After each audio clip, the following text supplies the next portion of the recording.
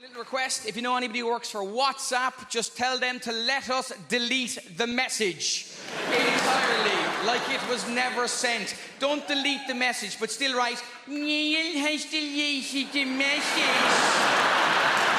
Like a little telltale informer.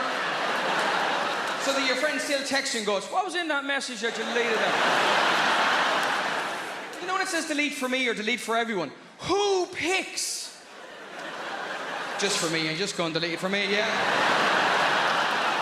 Yeah, still want them to see the awful stuff I've written, but I don't want to be reminded of how much of a dick I can actually be, yeah.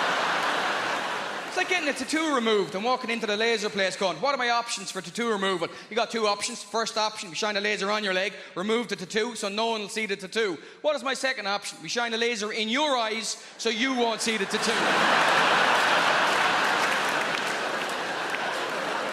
I'll go for option number 2, please. Thank you very much. I bought a new phone. I fell for the ad. You can put the phone on somebody else's phone and you can wirelessly transfer the charge. And the company thinks people are going to use that. No one's going to use that.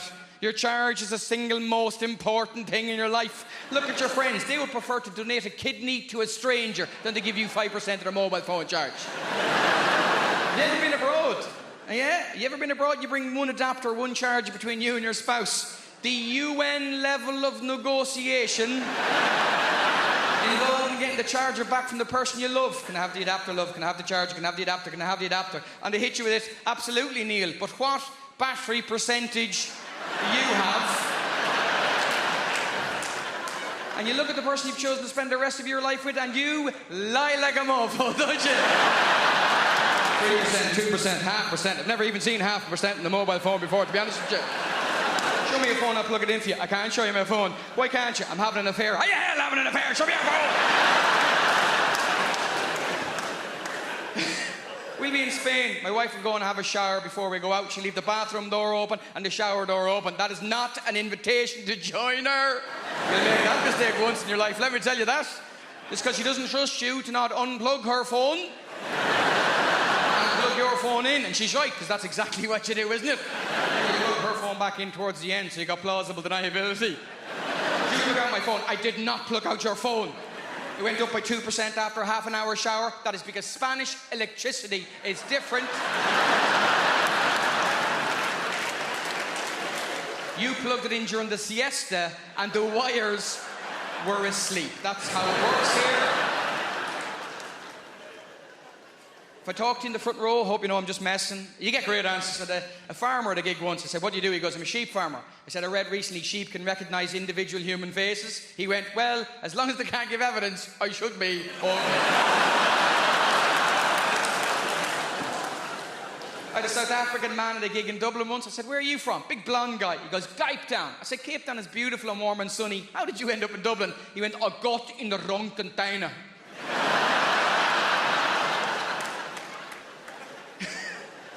The Irish guy, lovely fella, big guy, you know. Apparently we're going to be the most overweight country in Europe in a few years. And they tell us this like it's bad news. Oh, it's a catastrophe, it's a disaster. It's good news, ladies and gentlemen. Only 180 years after the worst famine in Western Europe. I call that a comeback, ladies and gentlemen. No one else has bounced back like we have. Those people in Pompeii just died. If they were Irish, they'd be selling lava lamps by now.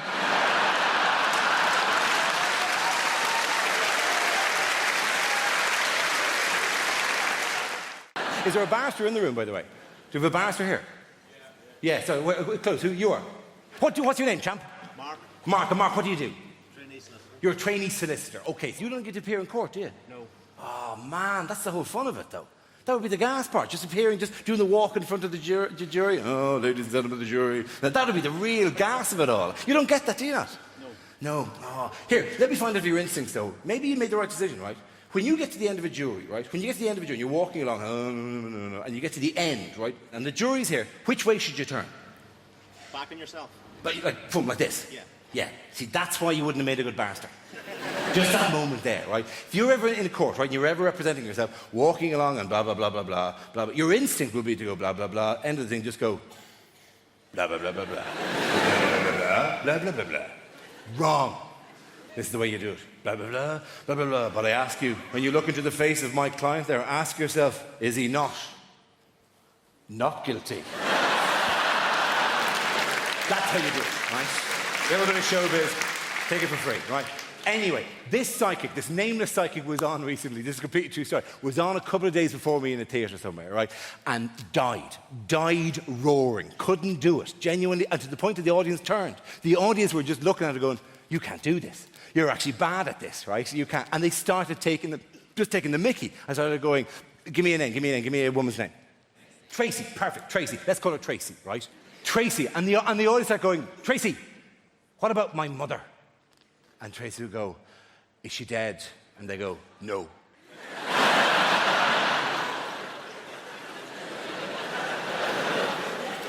And another voice went, Tracy, what about my sister? And you one goes, is she dead? And we go, no. And eventually someone goes, Tracy, what about my father? And she goes, is he dead? And the voice goes, yeah. And he went, oh, Ace, no. Something is coming through. Something is coming through. And the voice goes, no, he's here, sorry.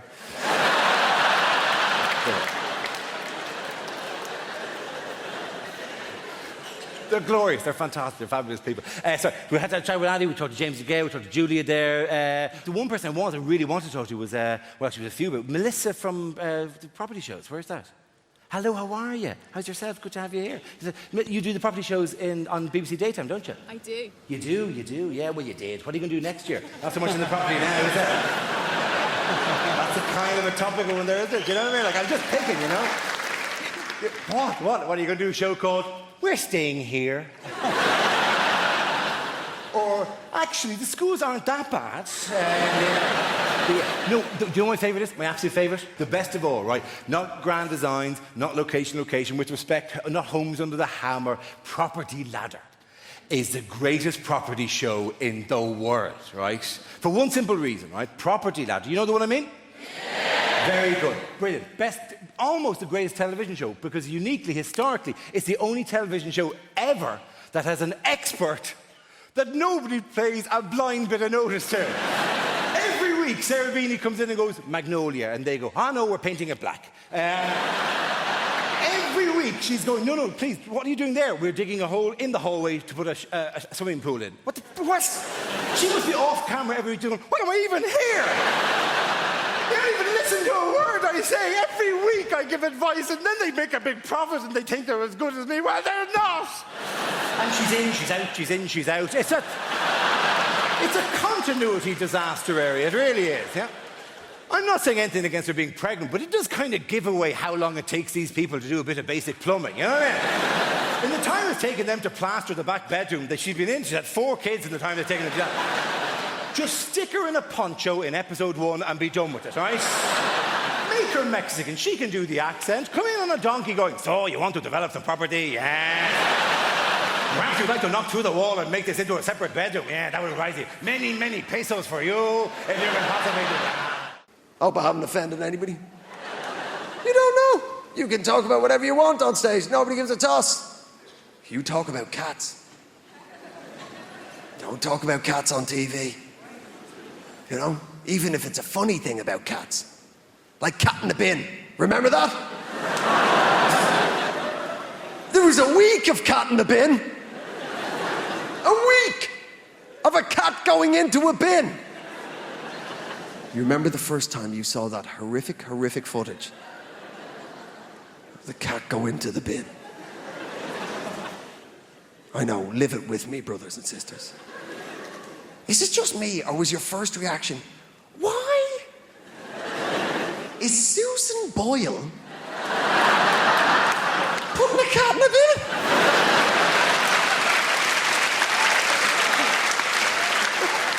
What's going on? Genuine, my first reaction when I saw the cat go in, I've turned into such an environmental idiot as I've got older. Genuinely, my first reaction when I saw the cat go into the bin was, oh God, no, wrong bin. A cat is 100% recyclable. You never know, man. I love the news. And the tabloids. I love the tabloids, man. But are they creepy? Oh, you better believe they are. Here's a classic example, lad. The Middletons. Kate and Pippa. Right? They must have been raised in pretty much the same upbringing, right? They've got to be pretty similar women. Not in the tabloids, they're not. I feel sorry for Pippa, do you? Because all the filth is on her, isn't it? Because the tabloids can't say anything untoward about Kate, not the future Queen of England. So, oh, here she comes. Lovely, lovely Kate. Oh, lovely, lovely Kate. Here she comes. Duchess of Cambridge. Future Queen of England. Here she is. Oh. Handing out coins to the immigrant children. Look at filthy Pippa. Oh, you filthy cow. Who brings an arse to a wedding? Yeah. Oh, lovely, lovely Kate. Oh, healing the poor with her eyes. Oh. Look at filthy Pippa. Down the docks with a bell. Ding, ding. Come and get it, boys. Come on.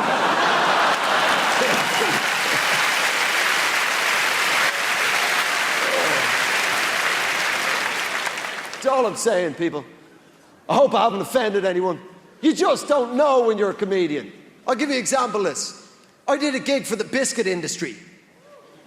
That's right, people. I work for the biscuit industry.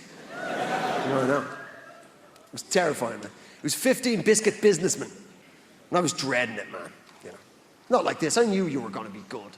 But it turns out they were great. They were fantastic. And that's why I said it. I only said it because they were good. And I didn't walk straight on and say it.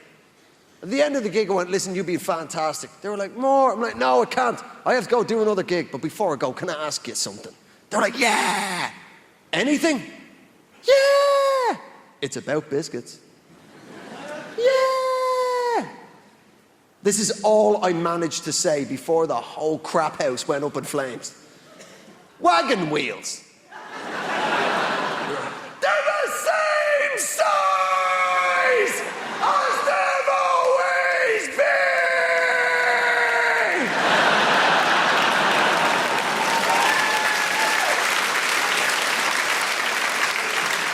Oh, we have a great show for you tonight. We have a fantastic show. Very funny comedians. I know funny. I do very funny. People always ask me who I think is funny. That's the number 2 question I get asked as a comedian. The number 1 question I get asked as a comedian is, have you ever died? As soon as you tell someone you're a comedian, first thing they want to know, oh, you ever died? Oh, what's it like when no one laughs? Oh, tell us about the worst gig you've ever had in your life. Please, relive for me, in minute detail, the worst moment of your professional career. Have you ever really died? It's like saying to a doctor, tell us about the last patient you lost. What happened? With the family crying. I bet they were they? Yeah. People are such ghouls. It's the number 1 question. Have you ever died? Number 2 question, though, is what makes you laugh? People always want to know that from me. Who do you think is funny? And that's a nicer question. That's more understandable. You know, I make people laugh. People want to know what makes me laugh. In the same ways you might say to your hairdresser, who cuts your hair? Or you might say to someone in an Audi, who do you think drives like a cock? Same kind of thing. I like that joke. It's a short joke, it's a sharp joke, and also with that joke, I get to spot every Audi driver in the room. I can just see it there. Pinched expression on your face there. All right, no need to be like that about it. I've done well for myself. It's a very reliable machine. And the fact that I can tell you're an Audi driver by the expression on your face means technically you've just given a form of indication. So well done. Good for you. Who knew you could do it? Yeah.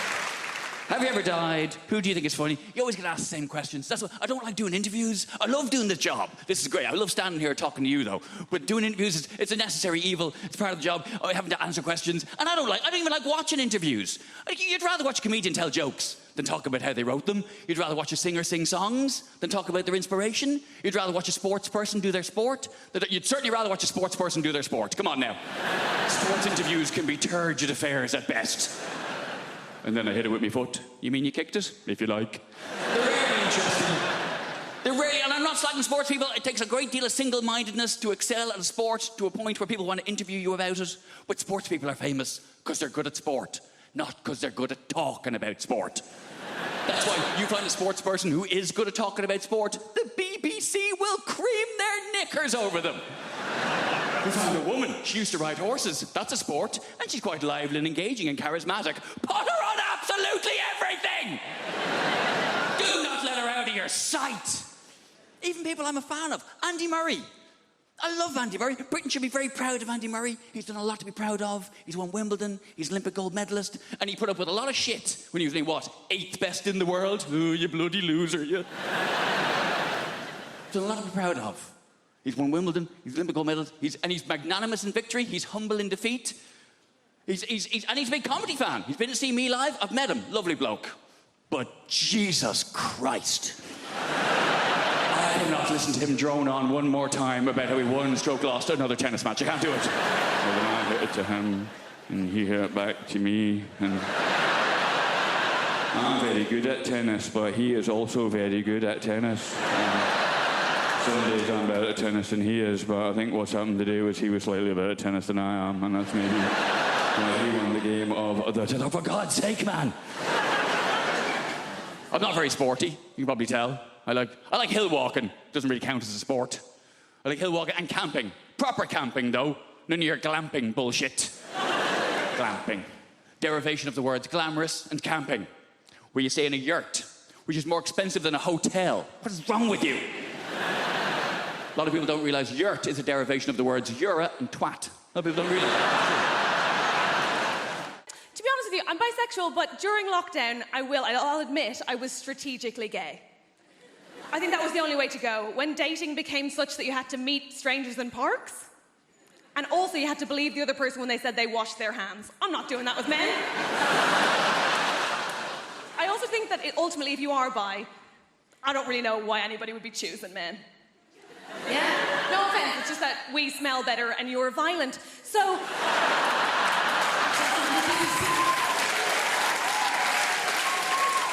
The men who don't laugh at that unnerve me most. Yeah, okay.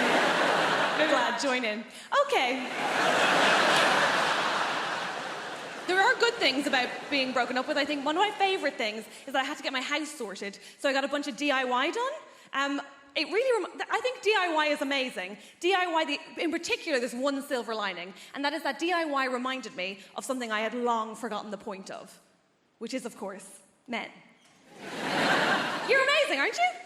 Specifically, I'm a fan of a subgenre of men. They're called handymen. Do we know these guys? Oh my God, they're wizards. I love them. They do magic. I adore them. You're not sold. That's okay. I had one lad in one day, had a bunch of photos and art on the floor, left, came back, on the wall. Oh, I'm sorry, these guys are defying gravity and you're not impressed by that? Incredible. I'm obsessed with them. I love them. I also had one day where I had 2 men in, I know, very exciting, and I had a bookcase, right, that needed bolting to the wall. I said, can you bolt that to the wall? They said, yeah, of course we can. I said, cool. Just so you know, even if you bolt it to the wall, the floor is uneven, so it will wobble. They said, no, don't worry about that, sure, we'll just get some extra wood and pop it under it. What? I said, don't worry about that, sure, we'll just get some MDF and pop it under it. What is this witchcraft? Here's the thing, Apollo. They did. I was like, I will suck you both off. Obviously, I had to think about it afterwards because head was my first reaction, only my first reaction, I think a normal one. My second one was, of course, to wonder how I am a woman in her 30s who doesn't know how to do any DIY. And I think the obvious answer there is that men are keeping it a secret to remain relevant. And that's not on me, right? But I do know some women can do DIY. I date soft butches, I'm aware. But genuinely, I mainly know because a woman came to my house from British Gas, very modern, and she fixed my boiler, right? And after she was done, she said, okay, that's all done, all sorted. Just before it works, you will need to bleed the radiators. I said, what? She said, oh, for that to work, you're just going to need to bleed the radiators. I said, the butch one left. What are you saying? Sorry? Can't really hear you behind all of my hair. What's happening? She goes, do you want me to show you how to do that? I said, is that allowed? Women in the room, look at me. Come here to me now, focus, right?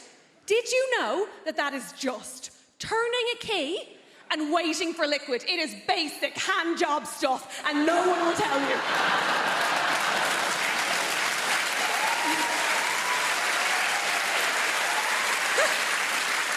the thing. Every man in my life has acted like that as a state secret, right? This man's furious, I'm telling you. You now have all the information you need. You're free, run. My dad bleeds a radiator in such a way that I thought he used his own dick. I thought there was actual blood involved. He'll go off with a bunch of tissues being like, I will do it, do not look, I will do it. Anyway, she fixed my boiler, so I was like, I will eat you out. They all said no, I had to pay both times. It's hard out there. You know, when you're in love with somebody, you rarely see them at work. You rarely see them doing the thing that they do and you can't. It's extremely attractive. Go follow your partner someday to work. If they're having an affair, it'll be a hideous conclusion. But just watch them doing the thing. It's really cool, because you can't do it, they can. You go, I fucking look, you're fantastic, you're glorious. Particularly when they're saving a life. Jesus, you're there going, oh, you're beautiful, I love you, and you're making me look good right now. Yeah, she's my girlfriend, look at her, she's Gloria. She's saving her life, trophy bird, right? I had to be peeled off the doctor the day of the mini-stroke.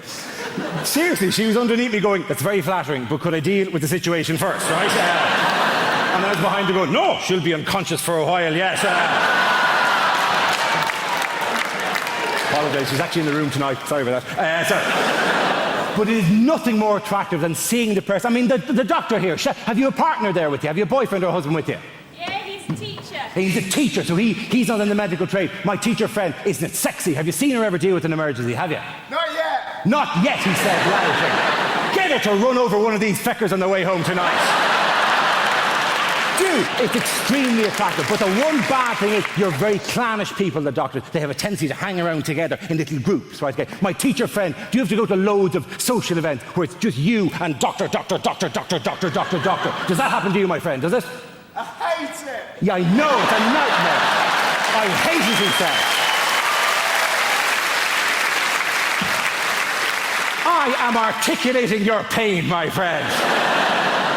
He hates it, ladies and gentlemen, because there's times I've been at dinner parties and it's doctor, and I'm the only feckin' muggles in the room, right?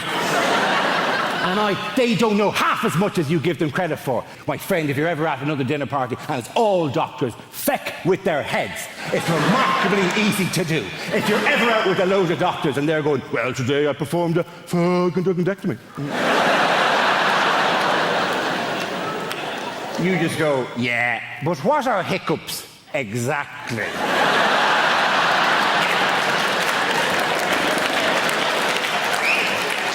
There's many competing theories at the moment. And then you go, why, if you stay in bed longer, do you feel more tired? It's not my speciality, that particular field. Does time heal all wounds? Who the fuck invited you to this dinner party anyway? What are the oil of Olay 7 signs of aging?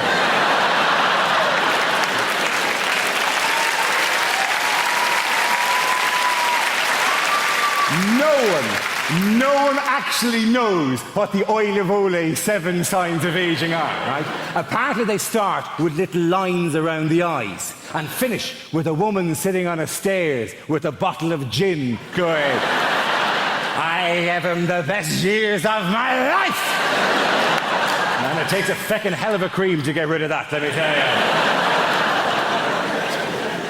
Doctor, one final question. Doctor at the back there, my surgeon friend, liver and pancreas, answer me this.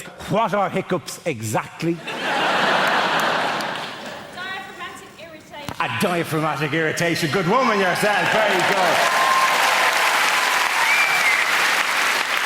Let the punters at home note, she said, diaphragmatic irritation, which is right. I also would have accepted any arrhythmic irritation of the phrenic nerve. Please. I'm not a doctor. I'm just riding one. Okay. This year, I did no Lilt February. Thank you. I know, it sounds impossible, but you take it one day at a time. Did I have any today? No, you're a legend. It gets hard around the middle of the month. You get the cravings. It's called Lilt guilt. You're like, oh, I bloody love some Lilt. It's the night where you go to the shop at midnight, you kick the doors in, where's the Lilt? And they're like, we don't stock it anymore. Like, ah! So you try and make your own hooch Lilt, you know, you get a pineapple and a grapefruit, and you add in batteries and a horse's head, and you're like, it's good, but it's not totally tropical. Did that joke in America recently. Turns out they don't have Lilt there. So, this is it. This is all I do. Imagine if this was your actual... I go like blah, blah, blah, and you go, ah, ha, ha, ha, money.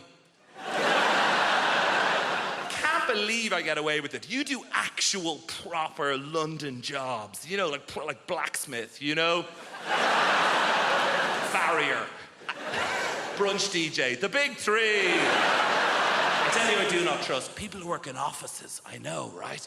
What are they doing? Nothing takes that long. They're planning something. They must be. Do you know? Do you ever call in to visit your friend in an office unexpectedly? Everyone just shits themselves. They're like, what's he doing here?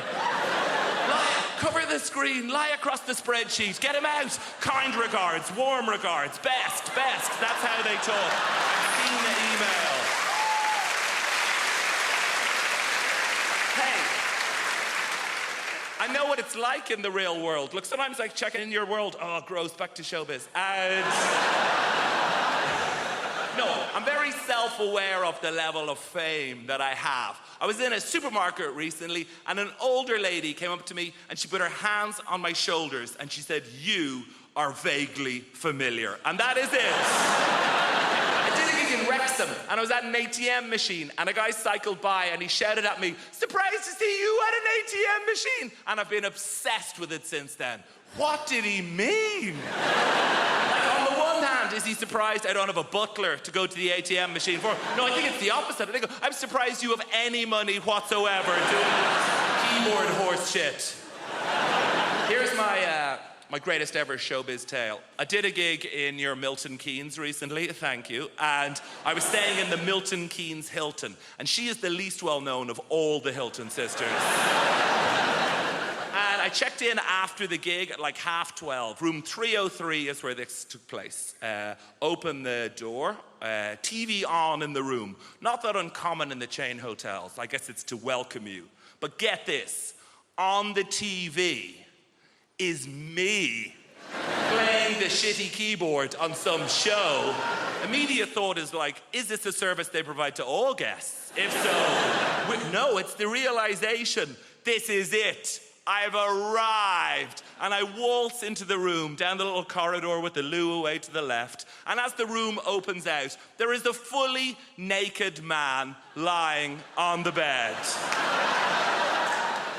So they've given me the key to someone else's room, but he is lying there, watching me on the TV, and he looks up.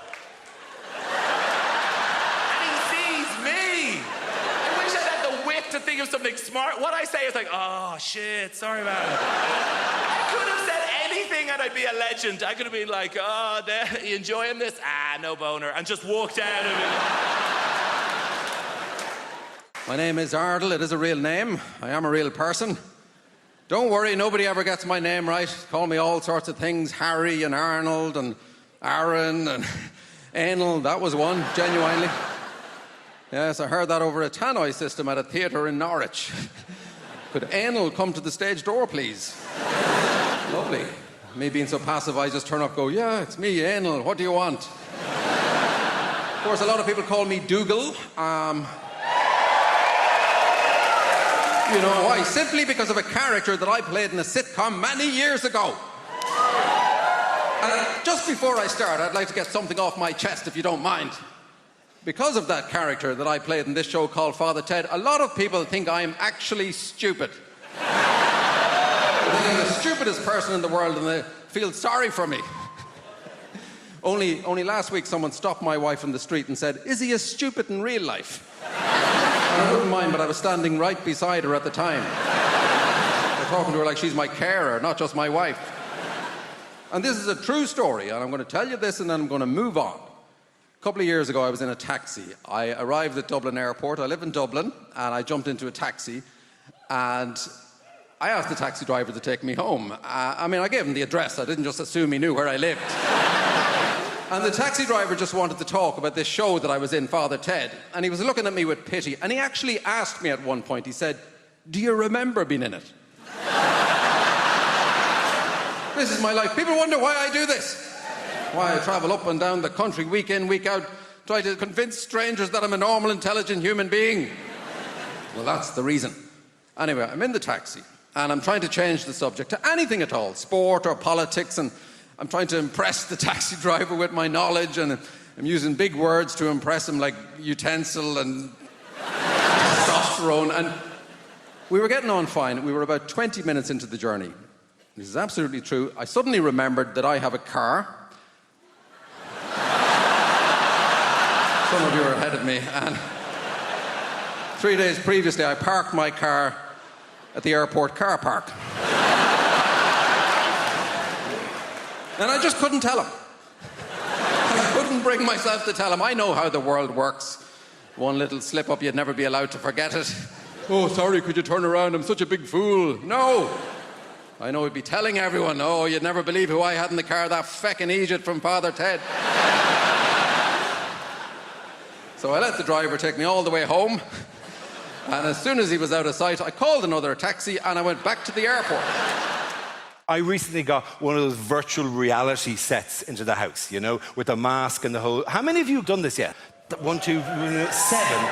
It's amazing. It's genuinely stunning to me how few people have had a go on this, like whatever. It's genuinely stunning. You put the mask on your head, it's got 2 screens, independent screens, so therefore everywhere you move, it's like perfectly realistic. You put the headphones in, it's like completely immersive. You're in a 360 degree in all direction, totally artificial. The word is genuinely stunning. I think it's going to change gaming. I think it's going to change movies. It is going to revolutionize burglary.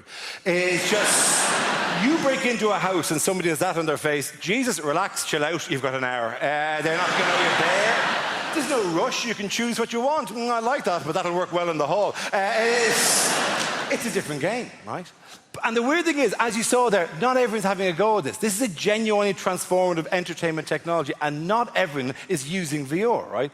And one of the quiet reasons that no one's talking about it, the reason that people aren't using VR is because nobody's using it to watch porn. It seems like a weird thing to do, but in the kind of history of nerdy kind of things, porn is surprisingly important for getting new technology accepted. Porn is the reason why Blu-ray beat the other kind of special DVD in their race a few years ago. Porn is the reason that sometimes video streaming software beat other kinds of video streaming software. The stuff that gets used for porn has a place immediately in the market, right? And nobody is using VR for porn, right? And I'm not naive, right? I know that men are visual creatures, but I can kind of see... You know, no man, while actually making love, has ever there been going, oh my God, this is incredible. Oh my God, honey, this is amazing. Oh, I'm almost there. I'm almost there. Let me just have a quick look around the flat. Oh, that's fantastic. Oh, that's amazing. Jesus, huge. Is that Cornissing original now, or did you have a conversation? But the main reason that people aren't using VR for porn is because you cannot be entirely sure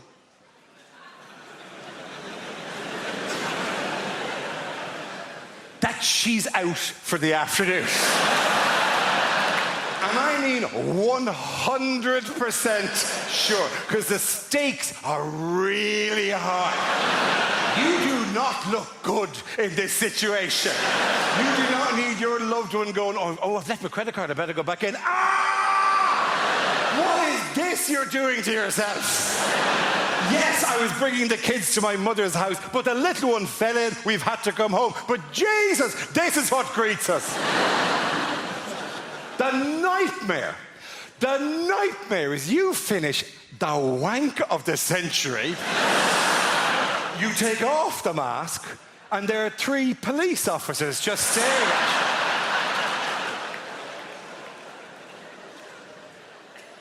Going, do you have no idea what's been happening for the last while?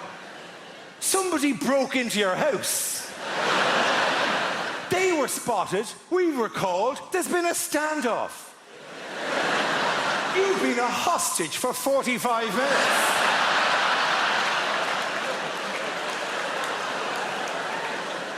We've had to close off your road. Sky News have a helicopter slowly circling overhead. Your wife is outside on a megaphone going, stay strong, John, stay strong. And all the time we've been watching you on the thermal imaging. Just battering away at yourself.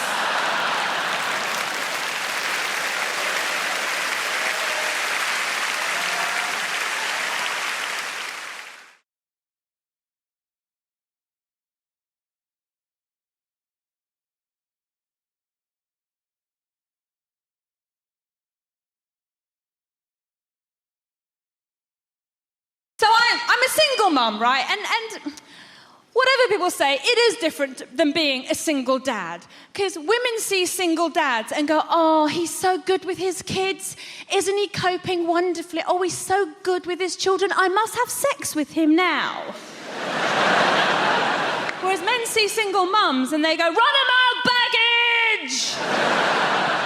I went on a date with a guy that called my little boy baggage. He's 3.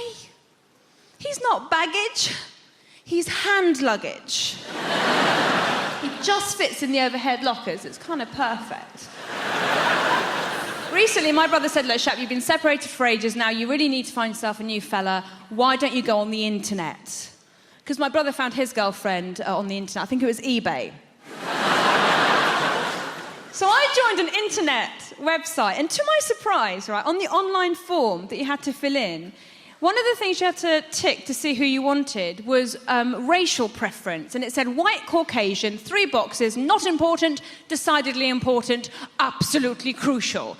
And I thought that's a little bit weird, because your photo's up there in the first place, so you can just be racist in private. You know, why hurt anyone's feelings, right? So I want to show you this. I wrote an email to the administrator of this website. I wrote him an email, basically, in a nutshell, going, what are you on, mate? And he wrote back, going, the choices we provide on our matching algorithms, I had to look that word up, nothing to do with sex, are for our users to find the perfect match. They are in no way indicative of someone being racist at all. White, Caucasian, absolutely crucial. Right, so I wrote back going, shut up, a bit more coherently than that. And then he wrote back and said, some people are more stringent than others when it comes to finding a partner. Doesn't that sound like a real dig at me? Like, oh, you'd shag any old colour. We merely help them find the right person by enabling them to measure height, weight, occupation, level of income, and ethnicity. Thing is, height, weight, occupation, level of income, they're all things that can be measured. How do you measure ethnicity? I had no idea how to measure my own when I was filling out the form. I had to look on a Dulux colour chart. Turns out I'm natural calico. This correspondence went on for quite a while, right? And tell me if you think I went too far. Eventually, I sent him a copy of the Nuremberg race laws. I'm not saying that this website is a Nazi organisation. I just think we should nip things in the bud at source. He wrote back to me and said, Dear Shappy, I've enjoyed our correspondence. I have now noticed your name is Shappy Corsandi. Might you be the same Shappy Corsandi I saw on the Michael McIntyre Comedy Roadshow? If so, I am single. And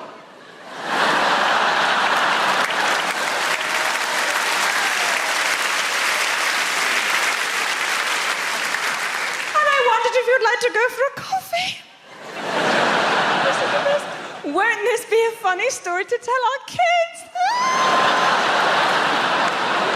Smiley face. I wrote back. I said, thank you so much for your email. I'm very flattered. However, I've noticed your name is James Chowdhury. Little bit too brown for me. The most sexually adventurous thing I ever did, I did it when I was single. When I was single, I ordered the #1 vibrator on the Love Honey website. And the Love Honey website is a sex toy website, for those of you pretending not to know. I kind of ordered it out of spite, right? Because one of my exes called me a prude, which I think is such an extreme thing to call someone. I don't think I did anything to warrant that. The only thing I can think of maybe is once I said that I don't like morning sex. That's not a big deal. That doesn't mean that I'm not sex positive. I just don't think you should do something that disgusting in the morning. Not whilst the blackbird is singing his morning tune.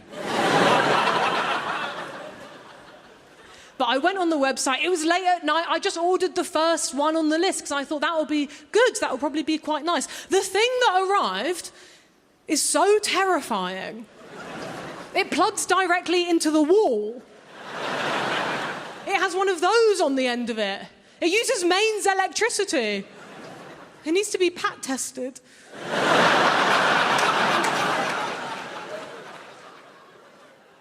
I just find that so threatening, because I think what that's basically saying is, what I'm about to do to you couldn't possibly be done with a battery.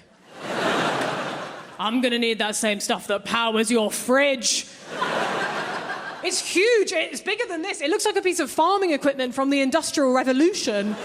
But it's called a wand. There is nothing magical about it. I've never seen this type of vibrator before. All the vibrators that I've seen advertised online are very small and portable, and they're not making big claims. They're just happy to live in your bedside drawer, and they'll be there like, okay, girl, I'm here if you need me. Like, if you and your partner get like super, super drunk one night, maybe you could experiment with me for a little bit. Honestly, I might not do anything, but I might speed things along for you a little bit. Either way, no worries if not. Whereas my vibrator is just next to the bed like, do you want to meet God? Not really. It doesn't even fit in the bedside drawer. It's just curled up on the floor like a python. And after it arrived, I was like, is this the right thing? Because I checked on the website, because I thought maybe it got mixed up with like an order meant for Guantanamo Bay. It was the right thing. Not only that, I read the description for the first time. It said in the description, this is the world's most powerful vibrator. I don't think I need that. I need absolute max, a whisper on the wind. The world's most powerful vibrator. You shouldn't be able to buy that without a license. Underneath as well, it said, the vibrator will turn off automatically after 20 minutes for your safety. 21 minutes and there's a danger of death. I don't even want to share. It costs £90. So I felt like I had to try it because I spent so much money. And I don't even have a plug next to my bed. I had to get the extension cable. That felt desperate. I turned it onto the lowest setting. It had 8 settings. I turned it onto setting 1. It was so loud. I was like, there's nothing private about this experience. The neighbours are going to think I'm having a new kitchen put in. At midnight, they're going to call the council. Well, no, they're not calling anyone. They don't have any power right now. I tried it just for like 1, maybe 2 seconds, and I was like, I can smell burning. I can't use this thing. It's going to sand me down. It's going to erode. I'm going to be flat over. There'll be nothing left like Barbie. But it had 8 settings. I thought, I have to see what setting 8 does. Not on myself. I know my limits. I just turned it up to setting 8 in the sky. Fuck me. I was like, I'm going to rip a hole in the space-time continuum. American consumerism is based on just taking out late-night ads and pretending that you're mentally deficient. Just screaming at the top of your voice. Come on down to Wally's World of Mortgages. That's right, we've got mortgages. I'm crazy. The boss left with the keys. I'm by the safe. I don't even work here. We're going to give you a mortgage. Even if you never heard of the word mortgage, come on down here, we're going to give you one. Can't pay us back, won't pay us back, we don't give a shit. Even if you're a trailer park crack whore popping babies out of your womb like self-rising biscuits, come on down here now, you're a homeowner. People will take advantage of that guy. He seems nuts. It's the Ad Crunch Spectacular, whole infomercial devoted to the biggest piece of shit ever perpetrated on the public. It's the Ad Crunch Spectacular. You can have a washboard stomach in 12. Who needs a washboard stomach?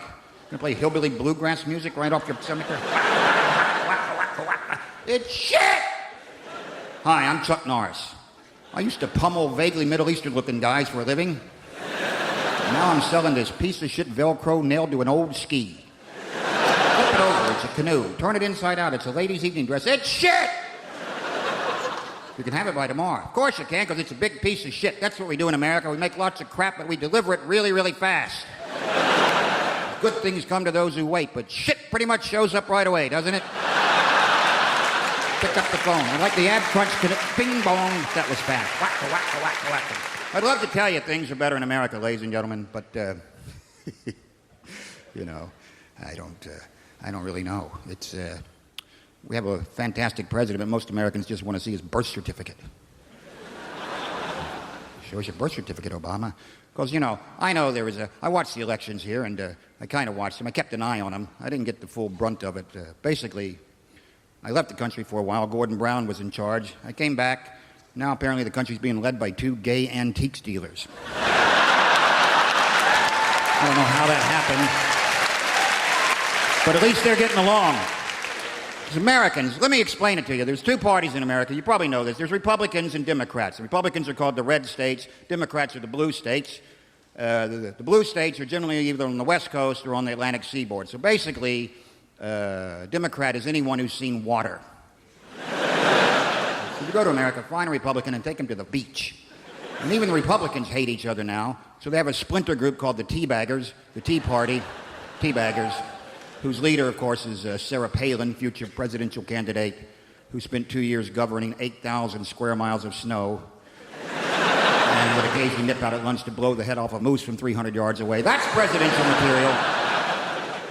Another woman who's moved to the forefront, running for a senator from Delaware named Christine O'Donnell, who's running on a platform of anti-masturbation. She actually wants to make masturbation illegal.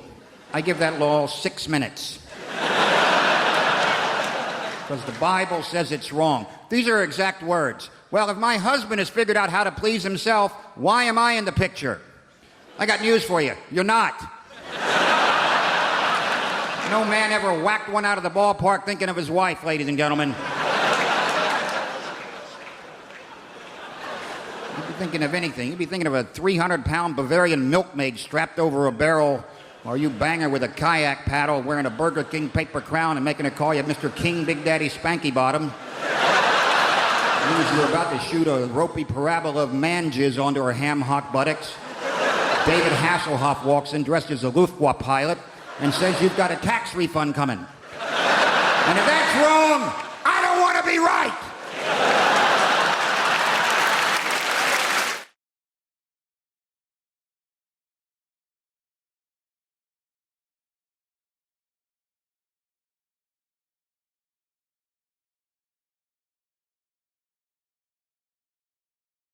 As much as you want to save animals, I'm pretty sure you're not going to do it by buying cosmetics. Pretty sure you can't walk into the body shop and buy some burdock root peppermint oil foot scrub. And some little badger somewhere in Scotland is going to go, wow, I feel a whole lot better about my life right now. Somebody's buying that burdock root peppermint oil foot scrub. I don't see the point in testing cosmetics on rabbits anyway, because they're already cute. Slather some lip gloss and eyeliner all over. Now they're all gussied up like some $3 whore. There's no dignity in that for a rabbit whatsoever. You want to test out cosmetics? Test them out on big game, because they stink. Get up under a hippopotamus there and get some roll-on deodorant under his armpit. See how fresh and self-assured he stays all day, huh? Little lip gloss on a beaver. A real beaver. Stay with me, fella. Real beaver. Right? Dam building, log-eating beaver. If he's charged through 60 logs and he's still wearing that lip gloss, that's some damn good lip gloss right there, ladies and gentlemen. You know this whole thing about, you ever meet someone famous and you tell your friends, and then they say, well, what was he like? Because all they really want to hear is that he was a prick. That's why they like to say Tom Cruise is the nicest guy in Hollywood. And I always think, well, if I was making $8 million a film, I'd be nice too. Jesus Christ. But I'm not sure he is that nice. Because I always read these articles about how he's so insular and he's into his Scientology and he, stays at a hotel, won't make eye contact with anyone in the hotel because he doesn't want to talk about the plots to his new films. Apparently, as if staring Tom Cruise in the face, he would just crack under pressure. What are you staring at? Hey, you want to hear about my new film? You ever seen a Tom Cruise film like he couldn't figure out the plot in about 18 seconds? Oh, Christ. He's a cocktail maker. He's a pretty good cocktail maker, too. Till he has a crisis of confidence and can't make cocktails anymore. And he meets a good-looking woman who talks him into being a better cocktail maker. A riveting piece of cinema that was. Then he's a race car driver. Pretty good race car driver, too. So he has a crisis of confidence. Can't race cars anymore. Then he meets a good-looking woman and talks him into being a better race car driver. Then he's a jet pilot. So you're starting to see a pattern emerge here. Pretty good jet pilot? Yes, he was. But he had a crisis of confidence, couldn't fly jets anymore. Then I believe he met a good-looking woman who talked him into being a better jet pilot. Then he was a sports agent. Then he was the brother of a retarded guy. He was a pretty good brother of a retarded guy. Then he had a crisis of confidence and wasn't so sure he was such a good brother of a retarded guy. Then he met a good-looking woman who talked him into being a better brother of a retarded guy. Then he was some kind of, I don't know what he's in now, War of the Worlds. Maybe he fights the world. You know what? I bet he's a pretty good world fighter. But at some point he'll probably have a crisis of confidence. You're gonna meet a good-looking woman who convinces him it's okay to fight the world. Could be a Scrabble player for all I care. He's a pretty good Scrabble player. Till he draws all vowels. Has a crisis of consonants. And he meets a lovely Welsh woman who teaches him a lot of words he's never heard before. I was such a fat kid. My mother used to buy bathing suits with blowholes in them. It was just... But my parents... I don't want to go into my childhood here because it's wrong. My parents hated me, okay? We're all going to hear the story, aren't we? My parents hated me too. My parents, all I ever heard growing up is, why can't you be like your cousin Sheila? Why can't you be like your cousin Sheila? Sheila had died at birth. They just hated me. Whenever we would go like in front of a street, each parent would take my hand, hold our hand, we're crossing the street, and then they'd swing me into the traffic. They used to say, take candy from strangers. Ask the funny man in the raincoat, does he own a van? It is just... No, I had a very bad childhood, and that's because, and I'm sure none of you give a damn, but I was the only Jewish kid, this is the absolute truth, growing up in an all-Catholic neighborhood. You know what that's... The Irish people, only Jewish kid in a Catholic neighborhood. You know what that's like? You were all doing Hail Marys, I was doing Hail Murrays. I mean, it was just... No Christmas tree? No Christmas tree. Do you know what that's like when you're the only kid without a Christmas? Because everybody has Christmas trees. And nowadays, it's like, well, we do it for all faiths. That's such bullshit. Yeah, we walk into an office building, and there's a Christmas tree, and there's a menorah. Bullshit. The Christmas tree goes up, up, up, up, up, up, up, up, up, up, up. There's like a little shitty menorah with 2 orange lights that some angry Puerto Ricans lit backwards. I mean, yes. Juan, you lit those lights backwards. Fuck you, you killed our Lord. I mean, it is just... So, I'm at the age where I figure, screw it, I'm gonna have a Christmas tree. I got the biggest Christmas tree I got a 2-story high Christmas tree. I put everything you could think of on that. Up, up, up, up, up, gorgeous, gorgeous, gorgeous. On the bottom, I got the manger. I got the whole goddamn thing going there. The wise men, the sheep. The only thing is, I have the baby, but I'm Jewish. I got him a nanny. It was just, oh yes. And I redressed Mary. She didn't look good. That stupid thing over her head, come on. I put her in a Chanel suit, Manolo Blahniks, and a Louis Vuitton pocketbook. You're the mother of God. Look it.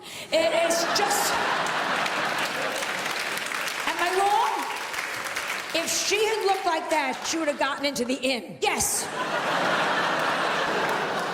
The point is, it's about looks. Mary, she looked good. She would have done better. Mother Teresa... Oh, don't give me, oh, Mother Teresa, if she had looked better, she'd be a saint by now. Was she a bow wow? Yes. Did she need electrolysis? Let's talk to each other here. Even lepers were throwing their fingers at her. Here, get away. Because it is all about looks. This is my message, Great Britain. This is my message.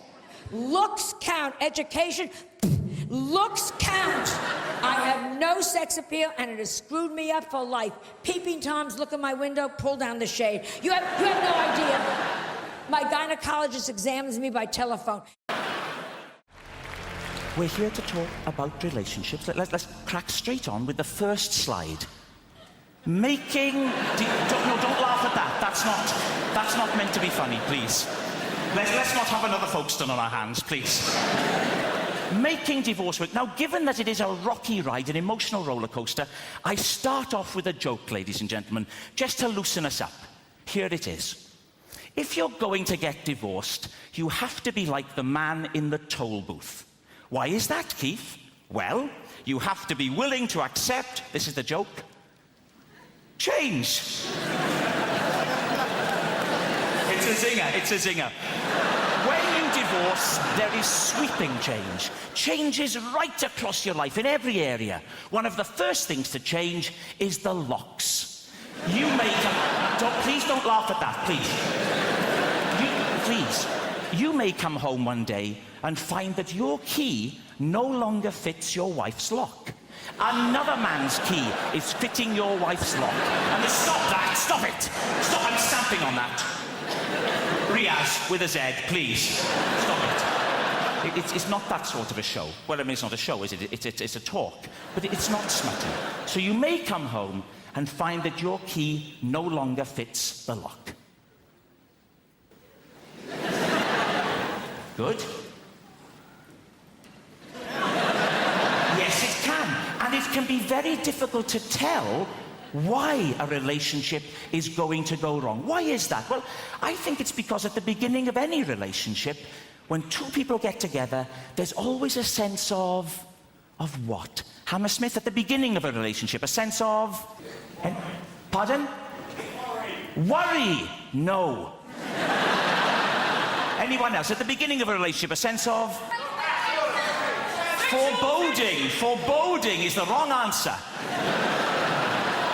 Lust, no. Uncertainty. There's always a sense of uncertainty. A feeling of will they, won't they? And there's no way of... Please, Hammersmith, take it seriously. We're talking about emotions.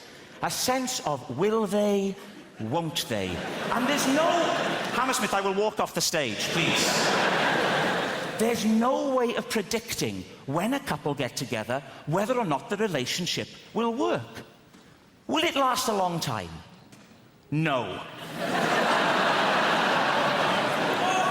Not a chance in hell.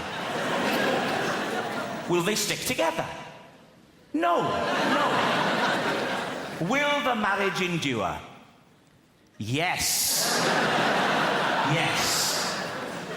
Lee and Leslie. Now, Lee and Leslie are a lesson to us all. They've made a marriage work. So why is it then that when they can make a marriage work, so many others can't? Paul Simon said, there are 50 ways to leave your lover. 1.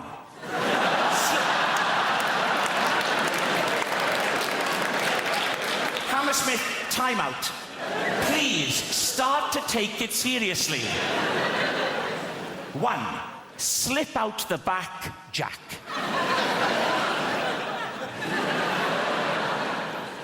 2. Make a new plan, Stan. And 48 others. Now, one question that I get asked all the time, so don't text me with this, is if you could take a pill that would make you thin, would you take it? Of course I bleeding well would. I would like to take a pill that made me 6 stone. Then I could eat my way back up to 10. What a bloody brilliant weekend that'd be, wouldn't it? You see, I think there's 2 types of people in the world, right? And it's all to do with how they eat biscuits, right? Because the first type of person makes a cup of tea, gets a plate out,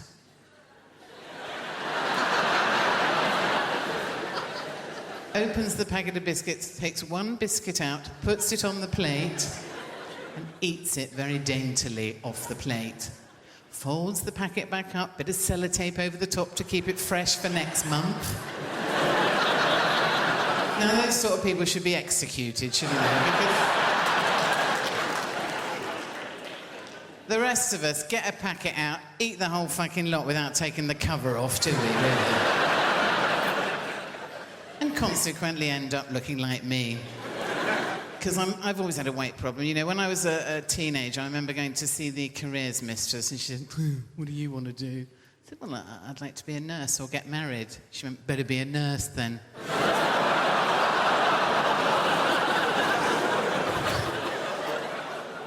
When I was actually a teenager, I wasn't frightened of teenage boys, but I'm terrified of them now. They're a scary bunch, aren't they? And you know, I actually have teenage nephews, and one of them always has a sign on his door saying, keep out, like you're going in there without a flamethrower. Lend me my crampons, dear, I'm just popping in to tackle Tissue Mountain.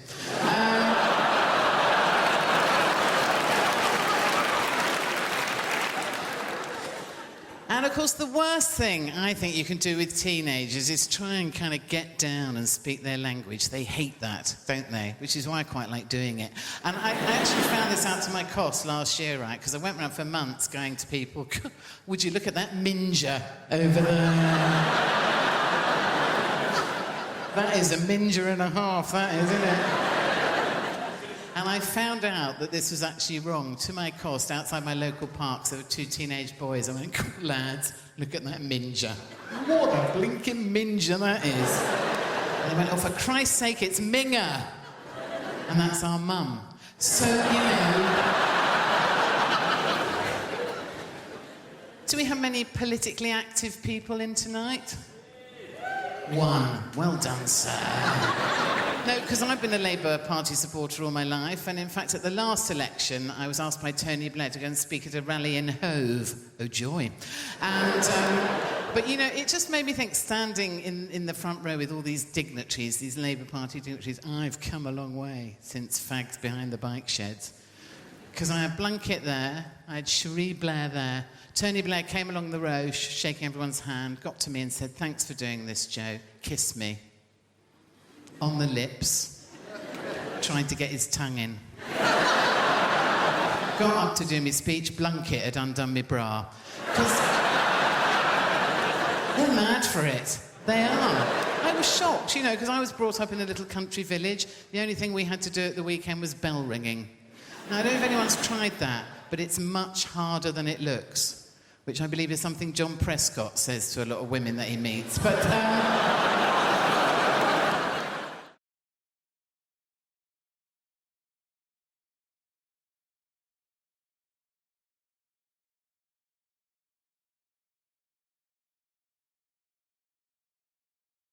But as much as you want to save animals, I'm pretty sure you're not going to do it by buying cosmetics. Pretty sure you can't walk into the body shop and buy some burdock root peppermint oil foot scrub, and some little badger somewhere in Scotland is going to go, wow, I feel a whole lot better about my life right now. Somebody's buying that burdock root peppermint oil foot scrub. I don't see the point in testing cosmetics on rabbits anyway, because they're already cute. Slather some lip gloss and eyeliner all over them. Now they're all gussied up like some $3 whore. There's no dignity in that for a rabbit whatsoever. You want to test out cosmetics? Test them out on big game, because they stink. Get up under a hippopotamus there and get some roll-on deodorant under his armpit. See how fresh and self-assured he stays all day, huh? Little lip gloss on a beaver. Real beaver. Stay with me, fella. Real beaver. Right? Dam-building, log-eating beaver. If he's charged through 60 logs and he's still wearing that lip gloss, that's some damn good lip gloss right there, ladies and gentlemen. You know this whole thing about, you ever meet someone famous and you tell your friends, and then they say, well, what was he like?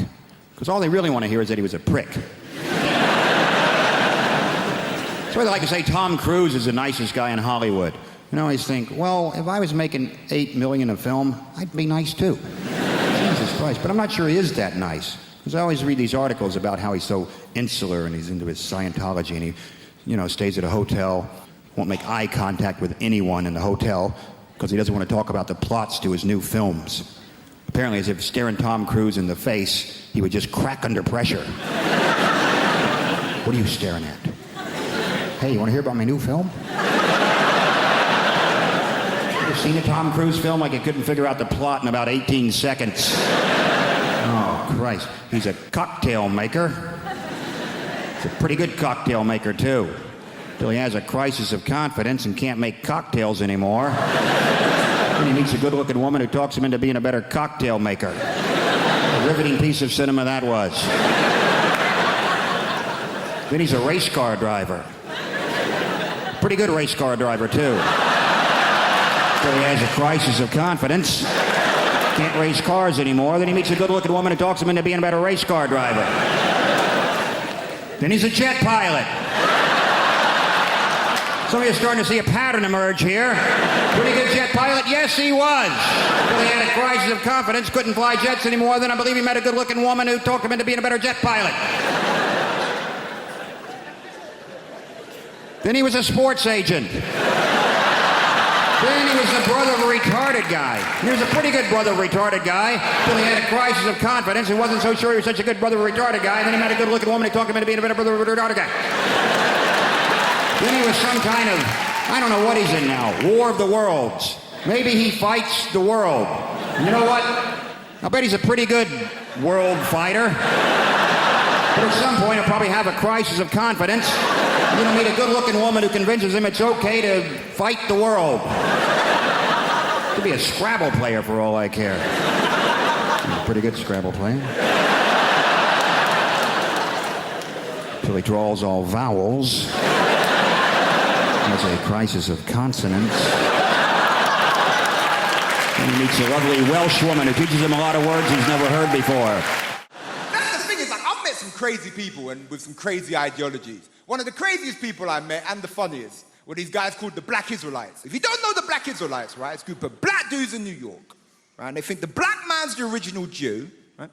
They think the white man's the devil. I mean, look, you know, they have a point, right? And they think Jesus, right, is coming back to put white people in slavery, right? Which, look, I think is messed up.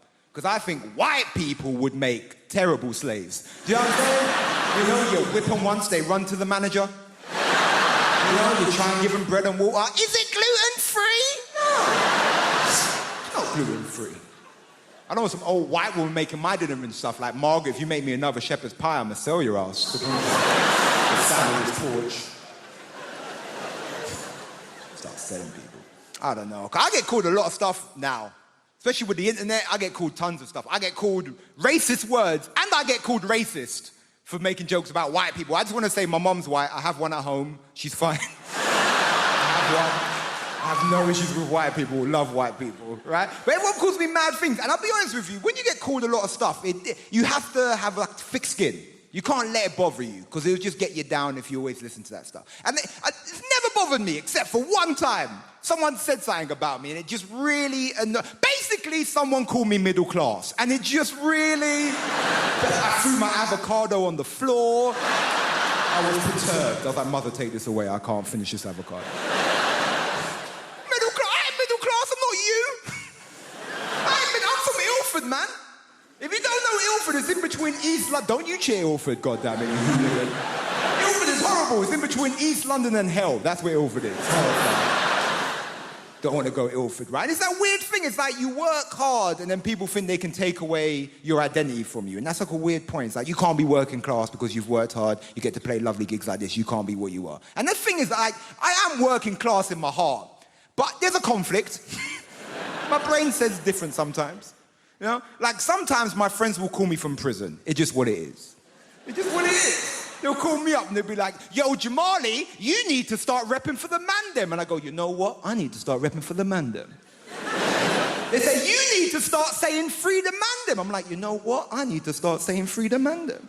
And that's in my heart. I believe that. We should free the mandem. But then my brain goes, yes, Jamali. But now you have stuff they want to steal. So I'm like, yeah, free the mandem. If they've completed the course, maybe. I don't know. Free them up if they've repented. I don't know. If they ring me up, they'll be like, yo, say free Ginger J. Free Ginger J.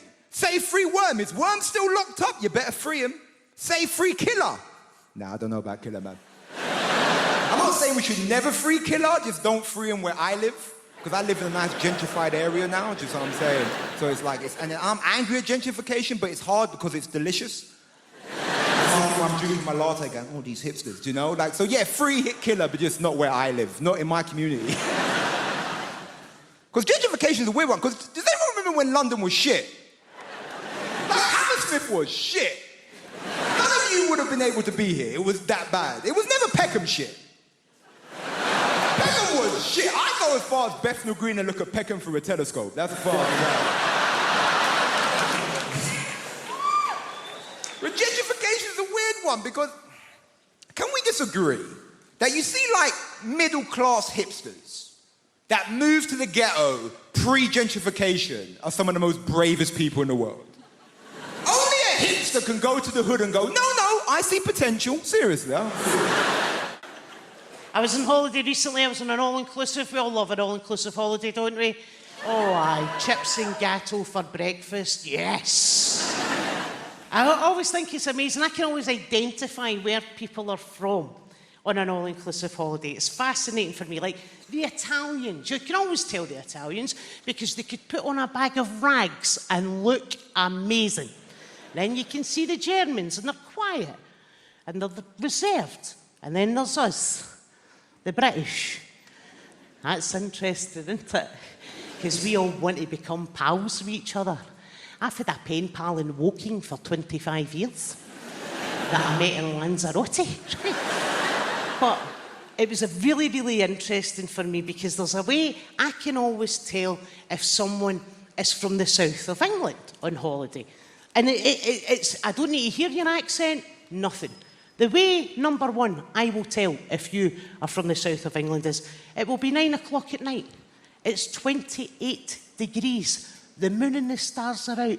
And you come out wearing a wee jumper. Because it gets a bit chilly. It's 28 degrees. The moon's out. I'm Scottish. I'm like, past the factor 50 hen. I do not trust the moon burn. Get me the factor 50. Then there's another way I can always tell someone is from the south of England. You and I are on an all-inclusive holiday. We can eat as much as we want. And they will go to the bar and they will order a half pint. No, you can't order a half pint in Scotland. Next time you visit Scotland, try and order a half pint. That is one of the most tense conversations you will ever have. About 3 months ago, I went to a bar in my home city of Glasgow, and I says to the barman, can I have 2 pints of lager and a half pint of lager? And he looked at me, and he went, what was that? I said, it's 2 pints. He went, no, just the last one. I went, it's just a half pint of lager, mate. Hold on. Come here. Tell him. Just the last one. I went, it's just a half pint of lager. Is that for you? It's for my pal. Huh? Are they on antibiotics?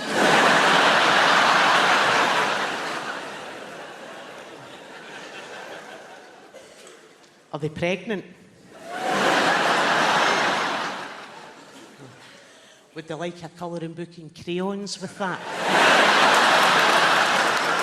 Do you love London? I love London. I feel like London is created by the people, right? Who are just crazy and sexy and ambitious. I got into an Uber the other day, not bragging, and I got into an Uber and the driver, he said, would you like to have the radio on? And I was like, I don't mind, it's up to you. And then he said, well, actually, I make my own music. Do you mind if I put some of that on? No, I don't. And then he put on Drake's new album. I wonder how often it works. I wonder how often there's a middle-aged white woman thinking, oh, well, he looks like Aladdin and he sounds like confidence personified. Pull over and jump in the back, Nikolai. I'm having a good life. I have recently started doing yoga, which is just change. Yes, woo for the yoga over there. Are you a team? Come to a new to it. I'm new to it. I love it. Yoga has changed my life. It's brilliant. Yoga is my new drug. My old drug was drugs. Which I'm not going to say anything positive about because it would be incredibly irresponsible. I'm not going to say anything positive about drug taking. What I will say is I didn't take MDMA until I was 32, and it was such a relief to know I could be happy. Just to see the equipment's broken. But yoga is nearly as good, and there's no downsides. It's given me a whole new language. My favourite new word is namaste. Yeah, it's a very old word, it's very sacred, and it means the yoga has finished now. And then you're allowed to leave. I think that the key to being happy as you get older is self-acceptance. Like, I have to accept things about myself now. Like, I'm 36, I thought I would have children by now, and I don't. In an ideal world, what I wanted to self-fertilise. I wanted to have children that were exactly my genetics so that I could show them to my parents and go, see, it was my childhood, they're fine. Science can't do that yet. And then I had a crazy day last month where I just thought, I'm just going to buy some sperm. I'm just going to buy some sperm off the internet. I've got a good job. I'm just going to buy some sperm. Guys, sperm is so much more expensive than I thought it was going to be. It is tens of thousands of pounds. We are all wasting a valuable resource. 17-year-old me would have been a millionaire if I'd learned how to catch it and chuck it in the freezer. So expensive. It's a shock. I do think self-acceptance is the key. Like, there's things about myself I don't like, but I just have to accept now that they're not going to change. This is who I am. Like, so for instance, I don't like art. I think art is rubbish. I think lots of people think art is rubbish, but we're too worried of looking stupid, so we go along with it. I think that the worst art form is theatre. Right, okay, I can sense how unpopular this opinion is. Hear me out. I think theatre is diabolical. Look, I do, look, and also, I'm aware, if you are a performer of some kind, if you're an actor, look, please don't be offended. I don't mean being in the play. Obviously, if you're the person in the play that gets to put a wig on and walk up and down and move your arms and project your voice, saying things like, I think you'll find you're contradicting yourself, Alan. Fun. Having to watch it. Dear Christ. I can't concentrate. I can't lose myself in the story. I know that it's not real because I'm surrounded by people eating crisps. And they don't let you look at your phone. So all you're thinking is, well, how long has it been? We need to bring back a sense of consequences for our actions. In this world, there are no more consequences for actions, yeah? And what I'm talking about, if there's no consequences in this life, what we need to do is bring back to Britain a simple sense of hell. The idea, if we screw up in this life, right, we will burn in sulphur for all eternity in the next life. Now, this is quite a tough sell, right? You don't like that idea, do you? Right, but hear me out, this is a good idea. We got any Christians present? I need your assistance. Any Christian people here this evening? Yeah, in the pink shirt. What's your name, son? Josh. Fantastic. You're a Christian? So you understand the idea of redemption, eternity, yeah? Resurrection, eternity in particular. And I do too. I understand the notion of eternity because I went to church on Sunday. Let me tell you this, that service went on forever. If it took me an hour to open a bottle of wine, I'd be drummed out of business. Now, the point is this. How long does it take to own a packet of crisps? Get on with it. We need to bring back... Now, the problem with the idea of hell is no one's frightened of it. Now, I'm going to describe hell for you now, and none of you are going to bat an eyelid, right? And while your body's boiling in mouldering in the grave, we'll take your soul and boil it in boiling oil for 1,000 millennium. Then after that, 2 sulphurous demons, emissaries of Satan himself, will come along, pull out your kidneys and set fire to them on the red-hot coals of hell itself. Then after this, another demon will come along, pull out your eyeballs, stick them on a red-hot poker, burn them on the hot coals of hell, and stick them up your arsehole, and they'll come out your own mouth with the shit on it. And this will go on forever. So you're not bothered by that, are you? In fact, most of you are laughing at it. Huh? In fact, most of us, being British, are thinking, well, come on then! Call yourself the devil! And that's the interesting thing about hell, isn't it? When you describe it, when someone describes hell, it tells you everything you need to know about that person, right? And what he's like and what his people are like. And I describe hell then in a normal British accent, which tells you that we, the British, are stoic, tough people who could take absolutely bloody anything. And that's the interesting thing about hell. It tells you about the people telling you about it. Hell, in a French accent, for instance, sounds like a recipe. And while the body is lying down and the worms inside the flesh, we take out the soul and place it in very hot oil for a long time. Then, once it is tender, two demons come together at once, remove the kidneys and place them on the hot coals with a little white wine vinegar, some sea salt, and some rosemary, and cook them till they're brown on the outside, but still pink in the middle. Then after this, we take the eyeballs, place them on the hot coals, cook them till they're crunchy on the outside, runny in the middle, on the hot poker, stick them up the arse, they come out the mouth with the shit on. It is delicious. Absolutely delicious. Hey, you see? Perverts! Perverts, basically, yeah? Hell. Hell, in a Dutch accent, sounds like a pretty good stag do, doesn't it? Hey, and while your body is lying down, we'll take you to the hottest place you can imagine. Imagine the hottest place you can go, yeah? Now go even hotter. And two demons will come together and rub oil all over your body. Two demons together. Two demons together at once, and then you would take out your kidneys. Oh, your hot kidneys. Your hot kidneys. And place the kidneys in a hot place and cook the kidneys till they're hard, until your kidneys are hard. And then take out your eyeballs and stick them in your bum hole. And this will cost you 45 euros. Hey, are we ready? Sounds like an agreeable weekend.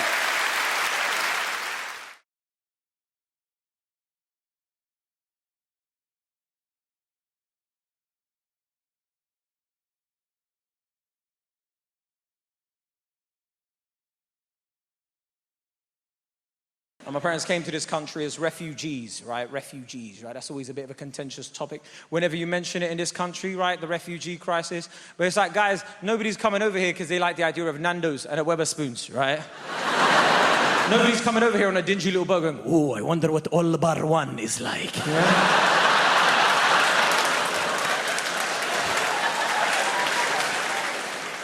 You know, the funniest part of that whole thing, right, is we call ourselves Great Britain, and then get surprised when people turn up to see how great it really is.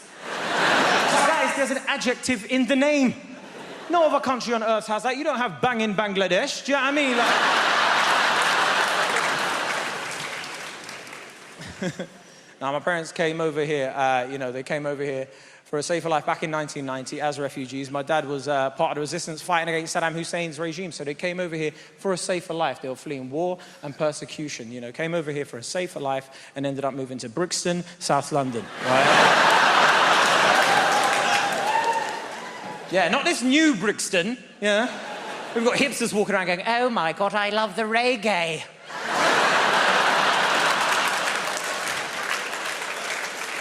Look at your delightful colours, Ja Rastafari, indeed, yeah. I'm talking Brixton in the 90s where you could buy weed in a patty in the same building, right? The kind of place that was just littered with £1 shops, like you go in there for like sellotape, but somehow you end up leaving with chocolate, shower gel, and a brand new identity, yeah? It's changed now though, man. It's not as rough as it used to be. I knew my area changed when we got a Starbucks. Because I thought to myself, the last thing gangsters on council estates were crying out for was caramel frappuccinos, right? I just want to see how that conversation would happen. One of these guys walking in there like, yeah. Obviously. Because everything's obvious to these guys, right? Apart from the law.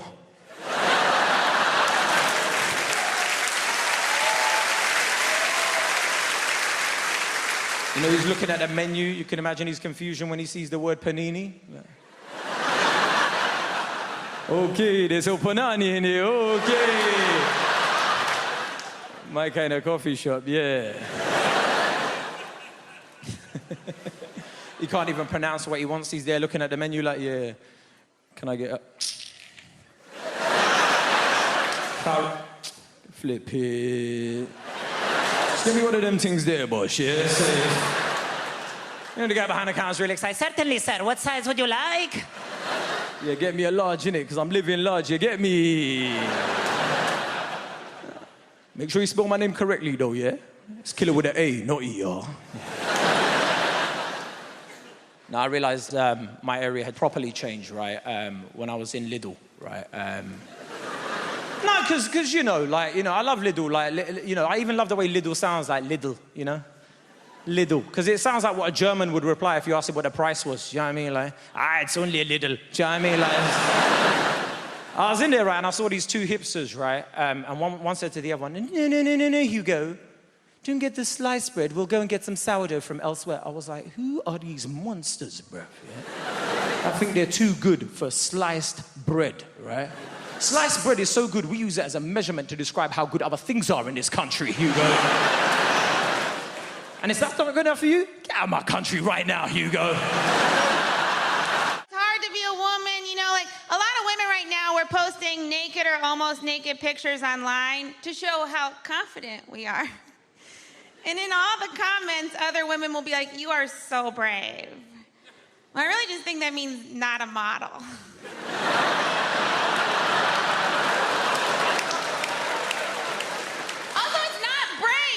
Soldier looking down at that picture being like, oh, what a brave lady. You know, a man posts a naked picture, he just loses custody of his kids. And if showing your weird body's brave, then the guy that masturbated in front of me on the subway is very brave. Because he had a real weird body. And he was making weird faces. He might be the bravest man I know. But that's the thing, we're supposed to care so much about our bodies as women, you know? And there's even campaigns that we should love our bodies and be confident in our bodies. Or we could just stop caring about it. Because you know who doesn't care about their bodies? Men. You know what men are? Successful. Men are presidents, men are CEOs. You've never heard a CEO go, I want to get profits up and keep costs down and love me for me. 3 p.m. we're going to have a meeting about how I can accept the fact that I have my mother's thighs. You know who should care about their bodies? Men. You have weird bodies, men. You're gross. Your balls are gross. I've never seen a guy be like, oh, I can't wait to get his pants off and see that weird bag of stuff between his legs. What is it? It's like when you go to a haunted house and you stick your hand in a jar, you're like, please be grapes. Balls seem like a real god whoopsie. It's like when you're putting together furniture and you got a couple leftover screws and you're like, well, those were supposed to go somewhere. I guess I'll hang them from a satchel. Even the name sounds like a mistake. What are you gonna call them? Scrotum. Okay. This is how you knew God didn't care about balls at all. Everything else important, he covered in bone. Balls, he was like, let them fly. You are so lucky we get our faces near them. If a woman puts your balls in her mouth, you should pay her a lot of money. And not in like a prostitute way, in like a, I don't know how else to say thank you. This is a very nice thing you just did to me. And you didn't get any pleasure out of it. There's not a single woman that's like, that's what does it for me. You were more of a saint than Mother Teresa for that. There's no way she ever did it. I get one wrinkle, my career is over. I have to put paint on my face just to leave my home. And you guys get to walk around those wrinkly, dangly bags of crap. You should have to put makeup on them. Or at the very least, googly eyes. I don't know if that'd be better or worse, it'd be fun. He's happy, he's sad. He lost his boner. And I don't know how we ever let you guys get away with calling our boobs saggy. Your balls are saggy. You should wear a bra. And you make it fancy.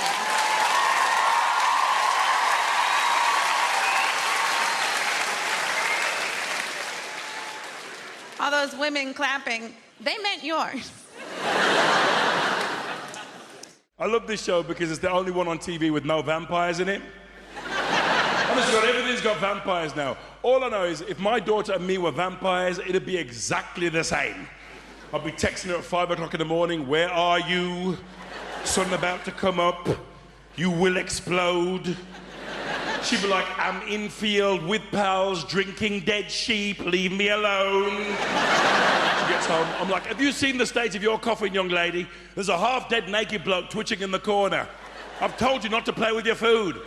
So I stared at my coffin, I hate you. She's just mad at me because I ate her boyfriend. Black people in the house say ho. Wow, it's like a two-pack convention. Brixton's empty. I said that in Winchester once, absolute silence. Not one black guy in the entire place. All right, there was one, all right? He was on the second row going, please don't talk to me, please don't talk to me. Imagine being the only black guy in Winchester, though. Wouldn't that be fantastic? You'd have a license to go up to every black woman you see and go, excuse me, we have to breed. Listen, I've got to tell you this. The BNP had a Christmas disco. This is absolutely true. Right? The BNP had a Christmas disco. When the DJ arrived, they all walked out because the DJ was black. The BNP hired a black DJ. Their spokesman said he sounded white on the phone. What, the DJ's got to sound extra black on the phone? Hello, I am the DJ for your Christmas party. My name is King Babatunde Soniade Mandela. My fee is £100, but you can pay me in Buffalo. I think we've come a long way though, right? Because when I first watched television, there were no black people on it at all. If somebody black did come on, people thought there was something wrong with the set. They'd be on the phone to the TV repairman. Hello, there's a dark bloke on my telly. Can you come and get him off? The only black people on television were the black and white minstrels. Remember them? They had black shoe polish all over their faces and these huge white lips. Accurate. My mum would be this close to the screen. Well, it's nice to see some black people on television for a change. But look at them lips. They must be from one of the small islands. I love being a comedian. This is all I can do. Because in my heart, I'm a 16-year-old boy, really, which is great to be a comedian, but not if you're a gynecologist. God, girls, can you imagine me coming into the room? You got your feet in the stirrups. All right, Mrs. Macon, let's have a bloody hell. I can see everything. Do you want some cider? I couldn't be an airline pilot, you know, because you're on your own in the cockpit. I'd have to be a steward out there with the passengers. Put on a bit of a show. People, if we're in a crash, please do not despair. Grab a mask from above your head and suck in lots of air. Whip on your life jacket and tie it very tight. Then stick your hair between your legs and kiss your ass goodnight.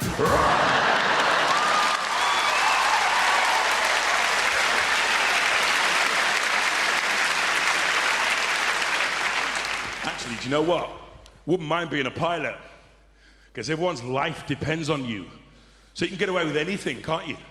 I mean, who's going to argue with that voice that they do, you know? This is your captain speaking. My name's Brian. How much do you earn?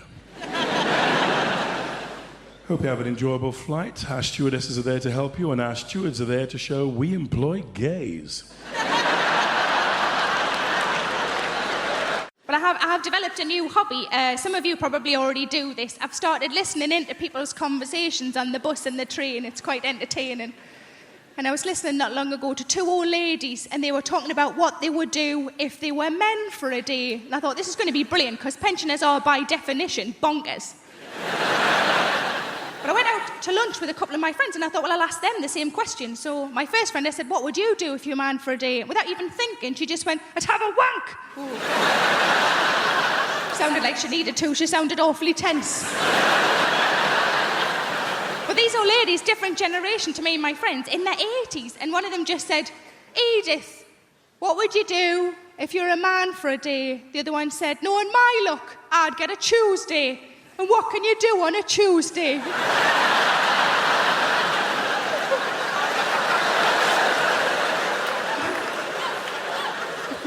My second friend, I said, what would you do if you're a man for a day? She just said, I just do everything.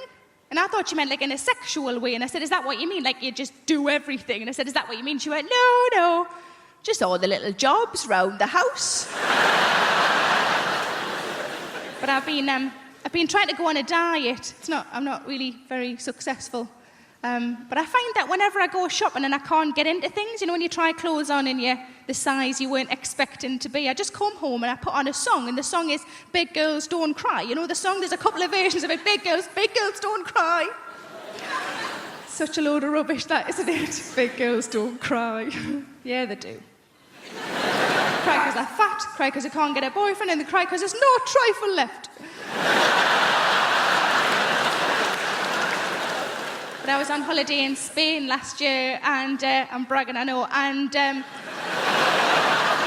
the hotel was a lovely pool, and I wanted to go in the pool, of course I did, but I'm not overly confident with my figure in a swimming costume, and I was watching the women who were walking in the pool, and these were like tiny, you know, these wafer-thin, tiny women.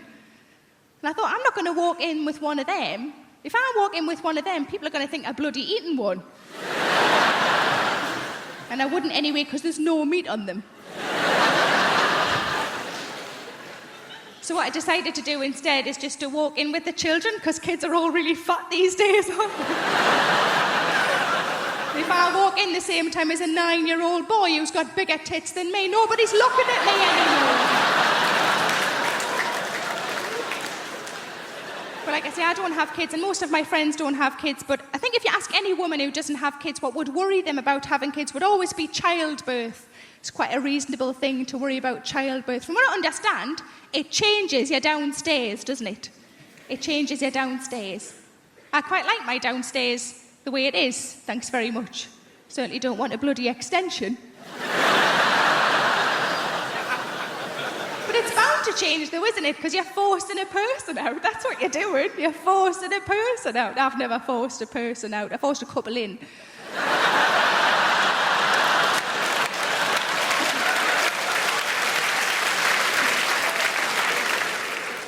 With a shoehorn. I used to chase women quite a lot. Things were different back then, you know. It was like you had to go out on the hunt as a man back then. Back in the 70s, you had to put a nice splash of Paco Rabanne on. You stand there with your mates. There was no Facebook, none of this nonsense back then. You went in cold. You went in cold. You're there with your mates Friday night, you've had a couple of pints of lager, got your shirt on, jeans pressed. You say to your mates, look, I'm going to go and get them birds over. When I bring them back, don't mess it up. Walk over to them. Evening, ladies. I know it must have hurt when you fell from heaven. Maybe my friends and I could ease the pain by buying you a few drinks. No, fair enough. Come on, we're going. We're only coming here on lesbian night, aren't we?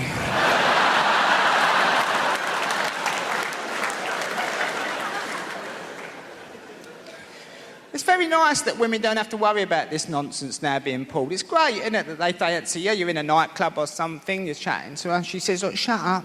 Shut up. I'm going to sleep with your brother. Calm down.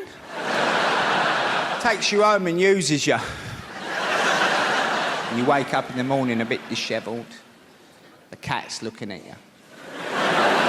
The judgmental cat on the pine dresser.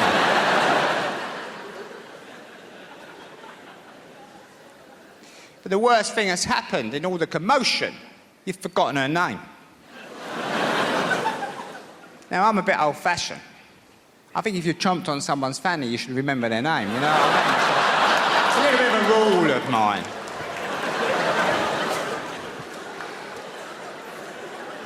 So, go downstairs, go through the post. Thinking. I'm a thinker. Crafty cockney. Oh, let's have a look here. Oh, I can't call her the occupier. That'd be a bit much. But I'm not so old-fashioned. I don't think if you've slept with someone very quickly, there still might be something there beyond the lust. So you tend to go out for a date, don't you, on the Wednesday night after work. You don't want to mess your weekend up. You go express. Pizza Express, not a hut. Too soon for the heart. Heart comes later. It's got to be express early days. Marbling table flower. It's all going on. Now she's thinking this geezer's all right as it happens. He's a bit of a stunner. He's not bad in the bedroom. Then you start proving you got half a brain and all. She thinks he's a potential boyfriend. Ooh. Ooh, potential boyfriend.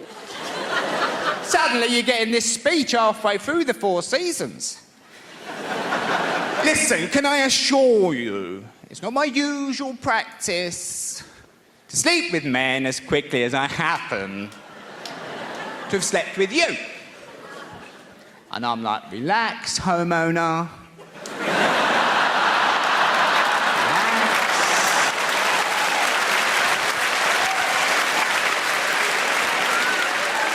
But here's the thing about being married a very long time. You get to know each other so well, right?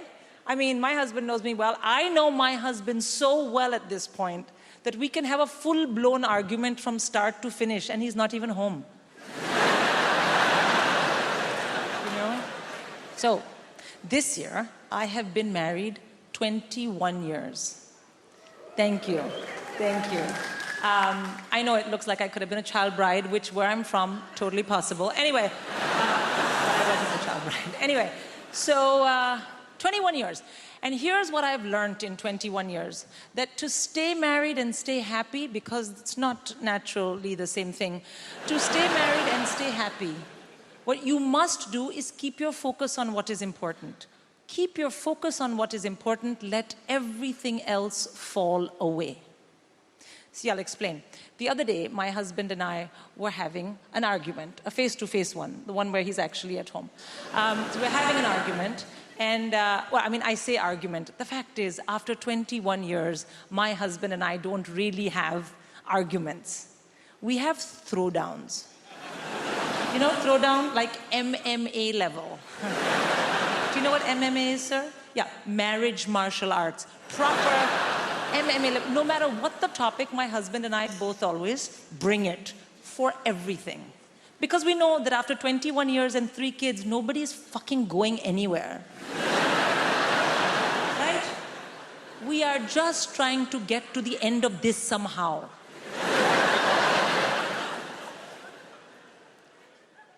And also, you should know, like I told you, when I arrived here, I got a UK passport. My husband is Scandinavian. He didn't bother. And then we were having this argument, and he was like, I don't understand why you didn't do it this way. And I said, really, what I don't understand is why you don't fuck off back where you came from.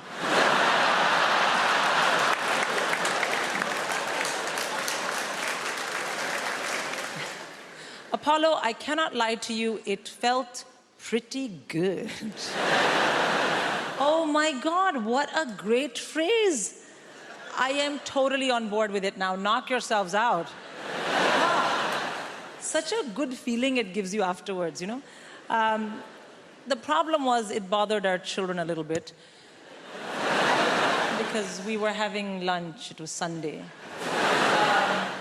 Our youngest child, she said, oh no, Mama said the F word. And I said, oh darling, you're right, I did. But you know what? When you grow up and meet the man of your dreams, so will you. And then my teenage son said something, but let me explain, ladies and gentlemen. Between 45 to 85% of what this child says, I don't understand. Because he's a teenager. He just looked at me and said, why so salty, bro?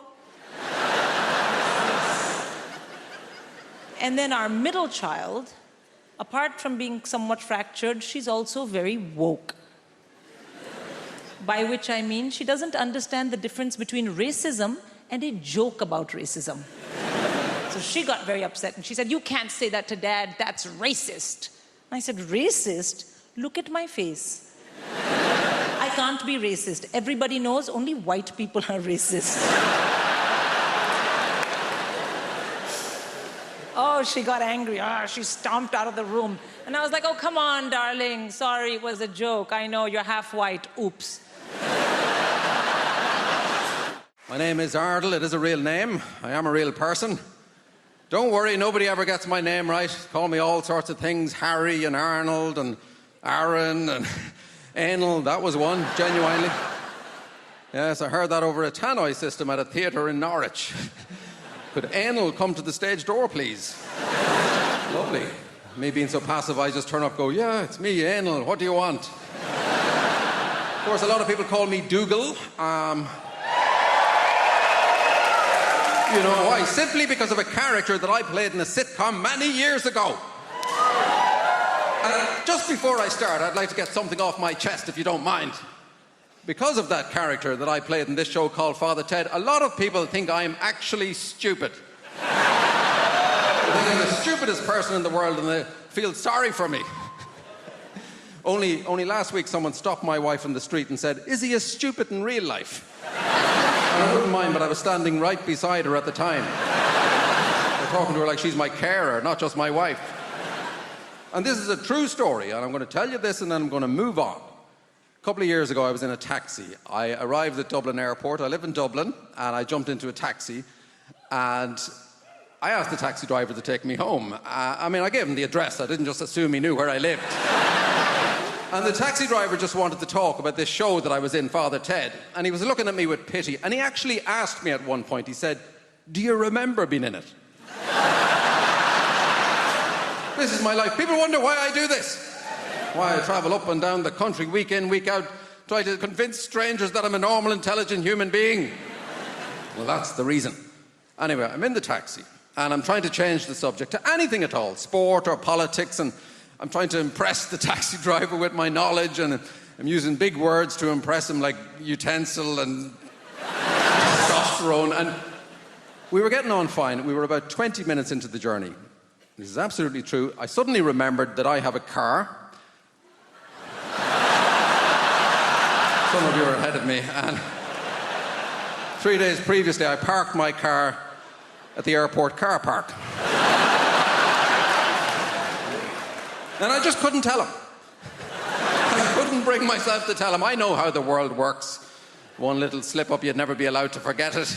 Oh, sorry, could you turn around? I'm such a big fool. No. I know he'd be telling everyone, oh, you'd never believe who I had in the car, that feckin' Egypt from Father Ted. So I let the driver take me all the way home, and as soon as he was out of sight, I called another taxi and I went back to the airport. I love football. I love almost everything about football. There's one thing I don't like, and that is the sexism. Like, obviously, that's a little bit difficult. Because there's still a certain type of bloke that seems to think that, I can't know as much about football as he can, right? It's like he doesn't think I've got time to both watch Match of the Day and buy sanitary products. But the key thing about that is you stockpile in the summer.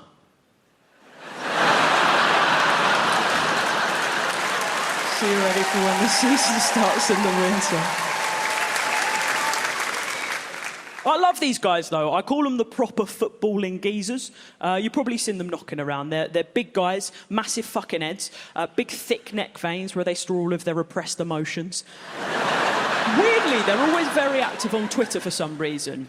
And they'll always have a Twitter handle, which is like @MillwallMike69. And then you'll click onto their Twitter profile and their bio will always say something like, love my kids, hate nonces.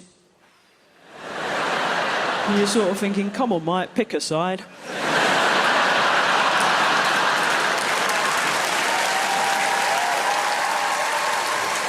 I love these guys, though, because they've recently found me on social media. And what they love doing is they love doing sassy little snarky comments underneath my stand-up videos. And they do these sort of sick burns. And there's a phrase that I've sort of started noticing recently that they're all using. So what they've all said under my stand-up videos is this phrase. They say, Lewis Capaldi looks like he's let himself go. Which pisses me off, because Lewis Capaldi's already let himself go.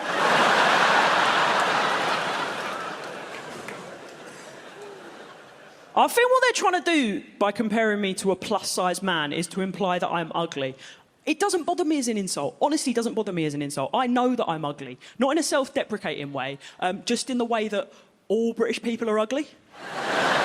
Do you know this? You are absolutely vile. I'm sorry if you don't know this, you're absolutely vile, OK? And I didn't know this until recently when I started travelling outside of the UK in the last couple of years. Everything they say about us is true. Okay? But it's not your fault. The reason that we're ugly is because, and I'm specifically talking about white British people here, I don't want to draw anyone else into our ugly mess.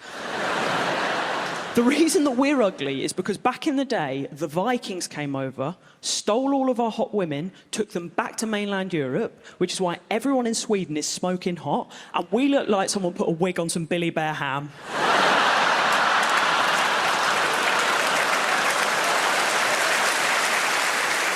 But it had an amazing reaction because it meant that we had to develop great personalities. Because you never heard someone go, "This is my Swedish friend, he's a laugh."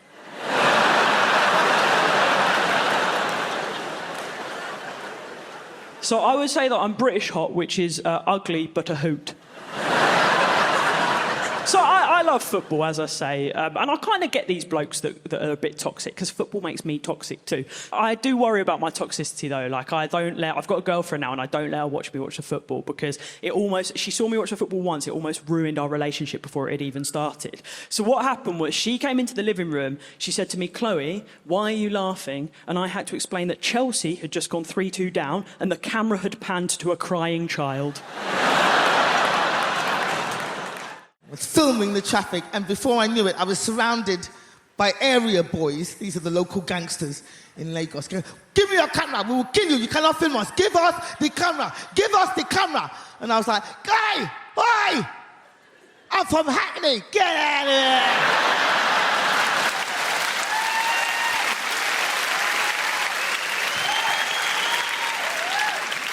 That's right, don't mess with me. I kept my camera. Well, they got the camera, I got the tape, but though I got the tape. Nigeria, it's a hustle to live there. It's a hard place to live. Like, you commit a murder in Nigeria, you will get away with it. You will. And I'll tell you why, because we ain't got no CSI in Nigeria. The police turn up at a crime scene and they're like that. "Okay, there's a dead body. There's a dead body. Somebody has been killed."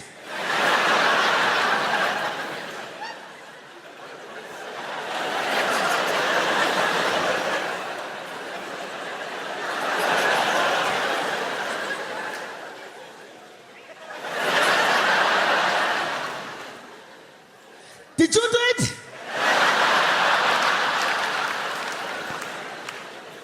No?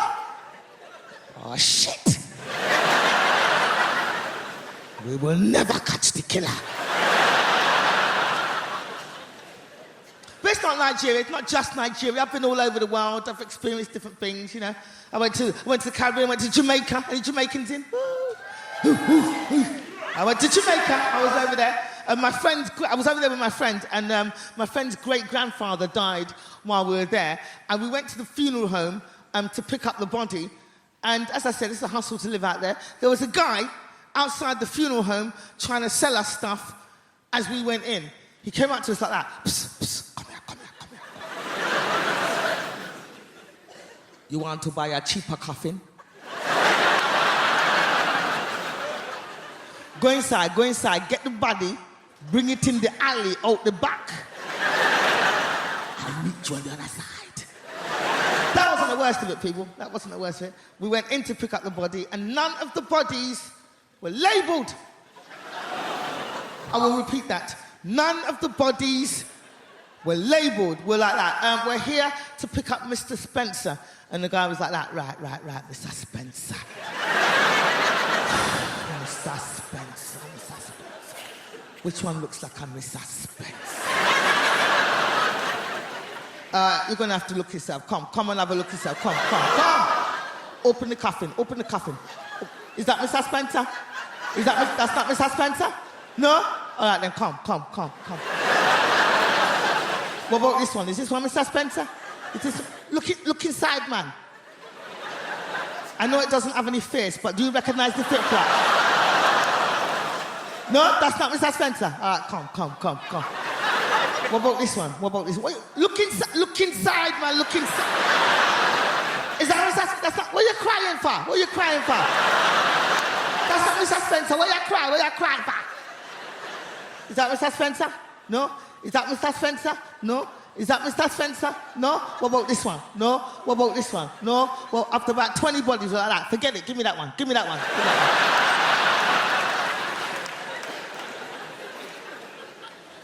trying to explain it to the kids at the funeral. Yes, Johnny, sometimes when the body decomposes, it does turn into a white woman. Yeah, sometimes.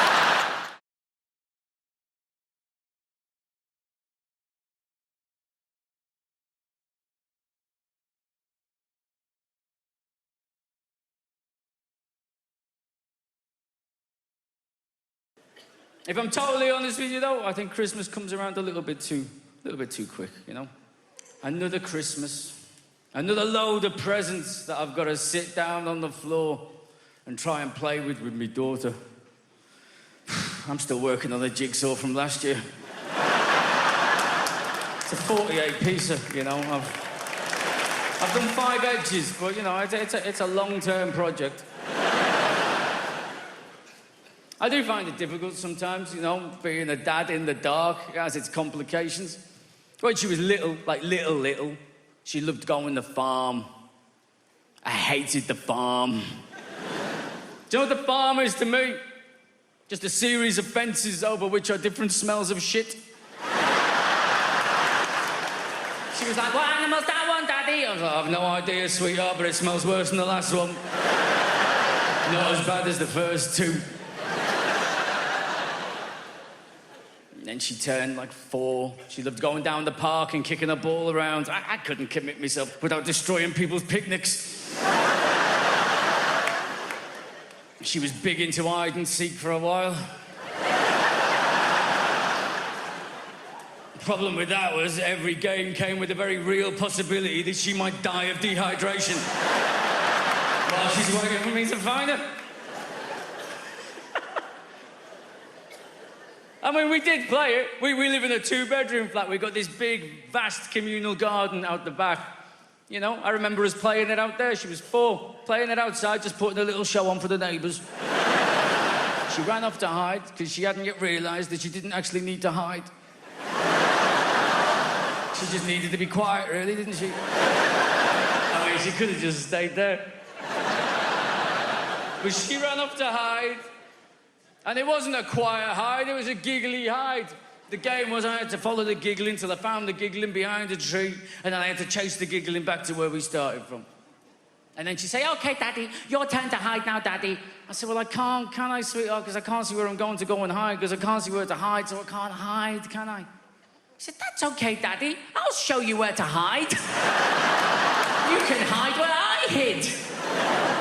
And she took me hand at the age of 4 years old, and she guided me across this big, vast communal garden over to the tree where she'd been hiding. And just as we were approaching the tree, she walked me straight into this bird table. Stuck in the ground, came up to about here. I've lived in that flat for 10 years. I've no bloody clue how long that bird table's been there for. It knocked the wind out of me. I took a few steps backwards. Without batting an eyelid, she just took me hand. She placed it around the far side of the tree where she'd been hiding, and she just looked up at me. And she just said, I hid here, Daddy. But I didn't walk into that, did I? Like, that was my fault. Like, she wasn't the one entirely in charge of the safety of both of us at just the age of 4. But then she turned 5. And all of a sudden, it was all about the art and the drawing and the colouring in. Daddy, come and draw with me, Daddy. I mean, on a brighter note, it's a lot safer than hide and seek. Just constant, no, Daddy, come and draw with me, Daddy. I think the bottom line is what she's realised is that my shit makes her shit look better.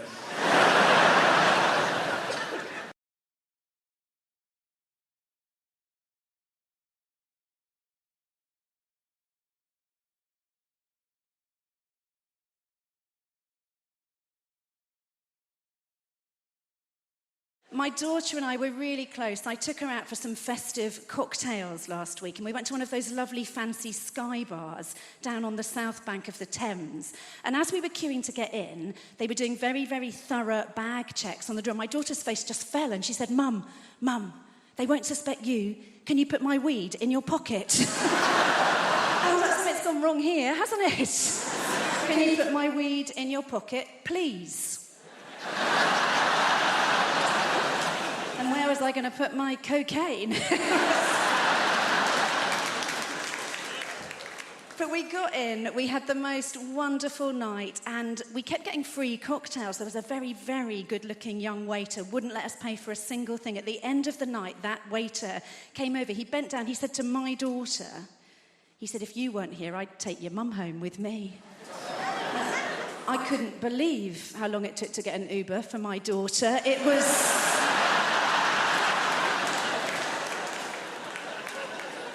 So I found this thing online that can best be described as a menopause magnet, right?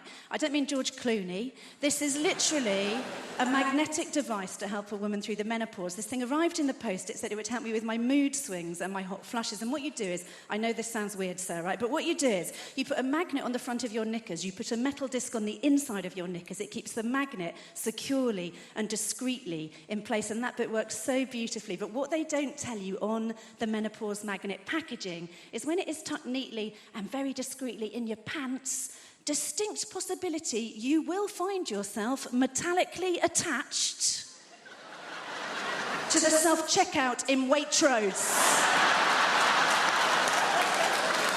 The unexpected item in the bagging area. I just rang it through as a butternut squash and I pissed off. I felt so stupid. The week before, I'd spent a whole 10 minutes attached to my tumble dryer. I mean, it was a very nice 10 minutes if I'm... It took me so long to decorate the tree this year. All the baubles kept getting stuck in my pubic triangle. I've still got at least one novelty Santa down there.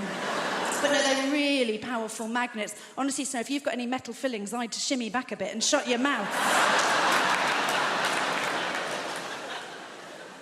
A pandemic was no place for a menopausal woman, right? Do you remember when they were taking your temperatures everywhere before you could get in? We were only ever one hot flush away from getting fully cancelled. It was... I remember the last time it happened so clearly. I was out with a friend, we were trying to just get a pizza, and they were taking temperatures on the door, and the guy took mine, and he looked at me, he said, there's a problem. And I said, what do you mean there's a problem? He said, I'm really sorry, there is a problem. And I said, am I a little bit overheated? That's funny, because I'm a 50-year-old woman. I've just spent an hour and a quarter on the Northern Line wearing a mask, and I raised 2 children single-handedly. I gave birth to them with no pain relief while their dad complained his back was hurting, and I hadn't had a good night's sleep in about 2 years because of my anxiety, my irrational crying, and my vaginal dryness. I don't know what my body's doing. It should send the tears down there. That's where I really need them, and I am attached to your fire extinguisher by my pants.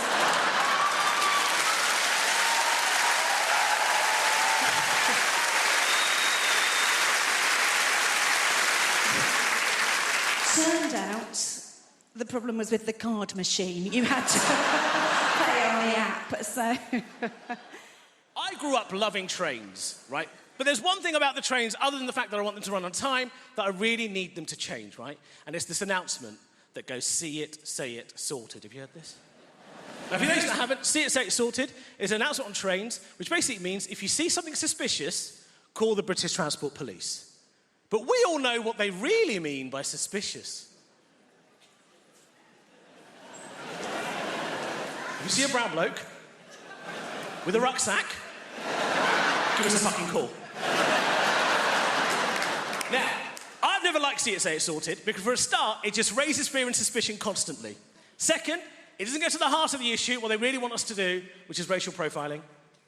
And third and most importantly, See It, Say It, Sorted doesn't bloody rhyme. Now, this upset me. I said, right, I've got to come up with some alternative options to reflect the reality of the situation and make it a bit more linguistically appealing, right? So I've come up with 2 options to replace See It, Say It, Sorted. By way of cheer, you can tell me which one you prefer, okay? So option number 1 to replace See It, Say It, Sorted. Seen a muso? If so, let us know. Average? Okay. Option number 2. Don't be wacky, reporter. Hey! You little racist pieces of... Gotcha! I'm in my late 30s at the moment, and a lot of my friends are already kind of parents of toddlers. Do we have any parents of toddlers in at the moment? Give me a cheer. Yeah, you are the worst human beings on the planet. I hate each and every single one of you, right? Because parents of toddlers nowadays, my God, they feel the need to show that they love their child when they're in public. Like, get on a train, you'll 100% see this. They'll be like, Oscar, we're on a train. Did you bring your bag with you today, darling? I know there are lots of people on the train, aren't there? What's that? You want to press the button even though they're waiting? Don't worry about them. I'll read you a story first, yeah, Oscar? I love you, Oscar. I love you, Oscar. I really love you, Oscar. Fuck off.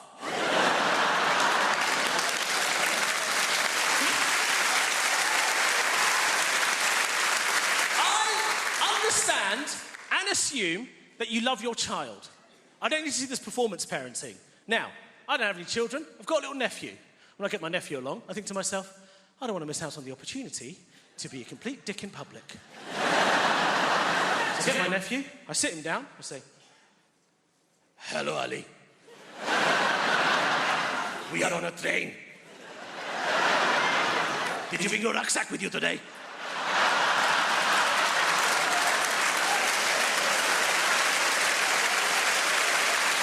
I know, there are lots of people on the train. What's that? You want to press a button, do you? All the parents shut the hell up. And there's a woman in the corner going, see it, say it, sort it.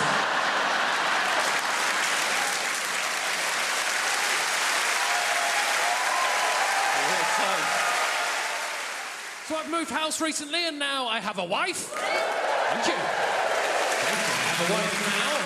have a wife now. I love saying that. I love my wife. I like that. Didn't used to like that whenever I'd meet a married couple, especially if there was a man in the situation. Didn't like it when he said, my wife. Always sounded so aggressive, so territorial. Ownership. This is my wife. She is my property. I own this woman. Oh, I didn't have to, I'm not going to like saying that. But now, I own a woman. And I love to show off my property. I'm proud of my wife. She's one of my favourite things, apart from my outdoor pizza oven. No, I do like to say my wife. I should clarify this, but not for that reason. I like to say it because it took us so long to get married. Right? Our original wedding date was on April 25th, 2020. Yes. And then somebody fucked a bat. And she caught me doing that and cancelled the wedding. Proper joke. 3 weddings cancelled. 3 weddings cancelled. Awful, very stressful. The first one, the worst, obviously, by far the worst. We got a call from our venue about 2 weeks before the wedding was supposed to happen, and they said, it's just not going to happen. We're cancelling all of our events. We're so sorry, right? It's about 2 weeks before the first national lockdown, they called us and said that.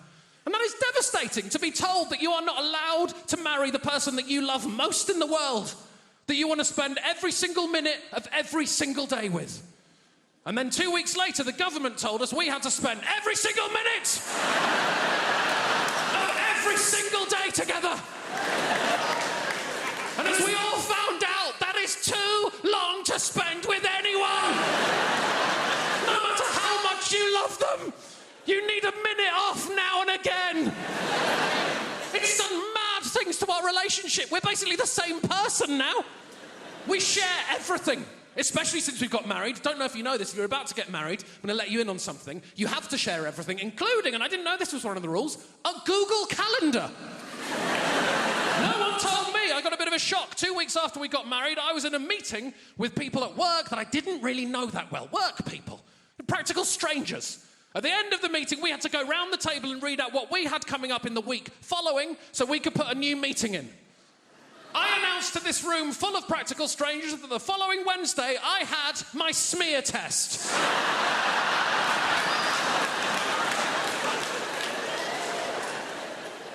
We're on a new level of intimacy I did not know existed. And I like it, but you do leave things behind at the previous level of intimacy. Don't you? You do leave some things behind. Like, we know each other so well now. We've lost that sort of exciting, unknown, sparky, sexy thing. That's dead. I'll tell you the moment that went, I know the split second. It was lockdown 1. It was in our bathroom, our bath's directly next to our toilet. I needed a piss, so I just went for a piss. She turned round, looked me directly in the stream and said, you need to drink more water. It's nice seeing people out, man. We've had a weird few years, innit? There's been a lot going on, the pandemic. You know, monkeypox, World War III. Right. No, World War III scared me, you know. I was terrified when that Russian bloke came on TV, right? When he came on TV and he was like, World War III has begun, right? I lost it, right? I was so scared, right? Because I looked around at the men of my generation, right? And I was like, could we fight a war? Could the men of this generation fight a war, right? And I came to the conclusion, no, we are done for. We're finished, bruv, right? Not me, I'm a bad man, but some of you, like, do you know what I mean, right? No, we can't fight a war, brother. You mad? They will take half of us out with gluten. Like, do you know what I mean?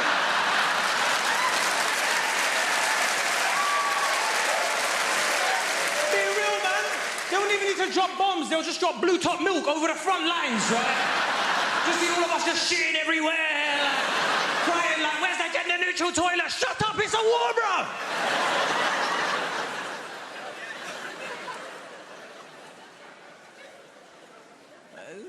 It's good to see you lot out, man. That whole thing was scary, man. Do you know the scariest part of that thing? The mayor of London came on TV, right? And he was like, London is well placed in case of a nuclear attack. I was like, are you out of your goddamn mind? There's leaves on the track and we're done for. Right? Forget a nuclear winter, we can't survive autumn, bruv, right? It's nice seeing you guys out, man. We've had a weird few years, man. Monkeypox is on the horizon, right? There's going to be no anti-vaxxers when it comes to that one, is there? Right? As soon as you see a massive pimple that big on your face, you're like, yeah, inject it, bruv. Do what you want, right? The thing with COVID, we had everything in it, right? Like, people were talking about the vaccine. Like, there was people on both sides that I didn't understand. Like, I don't care if you're vaccinated, just have a good reason, because I didn't get both sides of it. You know, you had pro-vaxxers and you had anti-vaxxers. Are there any anti-vaxxers in? They're louder on Facebook, innit? Like...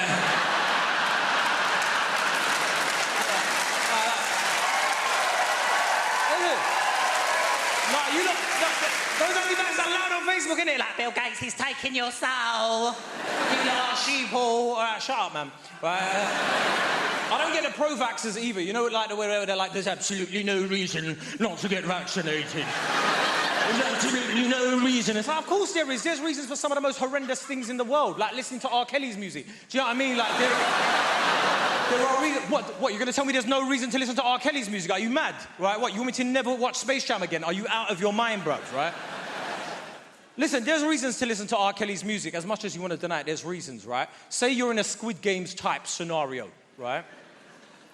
And the challenge is to play a song that a diverse audience is going to sing along to, yeah? I don't know about you lot, yeah, but I'm picking Ignition, innit? Right? Don't go home and say, I told you to listen to R. Kelly, by the way. He's a piece of shit. Don't listen to him, right? I don't care whether you're vaccinated or not, if I'm being honest, right? As long as you have a good reason, right? As long as you've got a good reason, I don't mind what you want to do with your life, man. It's your life. Do what you want, right? And I'll tell you what I mean, because I've got a lot of friends, man, like, that are, like, anti-vaxxers and stuff as well. Like, I was talking to a couple of my mates about it, right, when it was all going on, and I was like, bro, you're going to get vaccinated? He was like, no. I was like, why not? He's like, no. Come on, bro, man, that's not a reason, man. Just talk to me, man. Let me know. He's like, no, you're going to turn it into a joke. And to be honest with you... wonderful foresight on his behalf, right? Like... I'm the sort of person who'll spend their wages like their winnings. You know what I mean? Get all excited. I just get so excited. First half of the month, I'm getting my nails done, champagne brunches, buying a second-hand jet ski I found online. But I forget about the second half of the month. We all do, don't we? And it's bleak, innit? Isn't it bleak? Just indoors, watching telly, eating beans on a jet ski. It's... embarrass myself, I do. I love it. I love shopping. I love it. People save money a lot. They're not me. I love shopping. It's the pop-up ads. They know me. They know me. resent it. Oversized smock midi dress with pockets, yes please, I'll have another one of them. Thank you, algorithms, love it, thank you. Because they're all watching us, innit? They're all watching what we're doing, listening to what we're doing. People don't like it, I don't mind it, I use it to my advantage. I'm like, I need a shed at the minute, I'm like 6x4, pre-treated timber.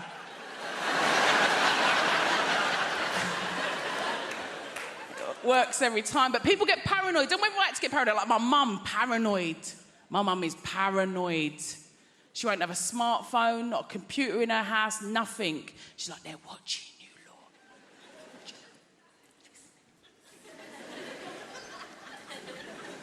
I said, it don't matter, does it, Mum? I said, it don't matter if you ain't got anything to hide.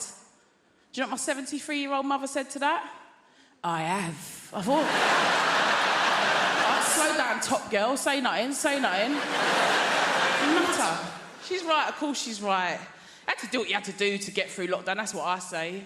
Do you know what I mean? People were stockpiling. I've got 3 kids. There was no such thing as stockpiling with 3 kids, let me tell you that. Every other day I was going out for more Jack Daniels. I don't know. It's got to be done though, innit? And do you know what it is? Now we've all got all our freedoms, I'm worried about myself because I feel like nothing's actually as fun as you think it's going to be. Maybe it's me. There's a lot of stuff I don't get, like Brighton and tapas. Maybe it is me. But I feel like other people are pretending to have fun. Do you know what I mean? Spa days. Do you like spa day? I don't think you do. Brunches. Girls, how have we signed up to 50 quid brunches? How has that become a thing, a standard? When did that happen? Not even birthdays. It's mad. I'd rather get drunk with my own scrambled eggs. Do you know what I mean? Holidays? You bothered about a holiday? No, I'm not. Again, I think you like the idea of a holiday. Do you know what I mean? I like looking for them, booking them, actually doing them. Hard work, I think. It's true though, isn't it? Do you know what? I think I would genuinely rather be hospitalised. Can you imagine? Food, drink, drugs brought straight to your bed. Oh, that costs hundreds in Ibiza, hundreds. I'd start clapping for the NHS again, I would. I love it.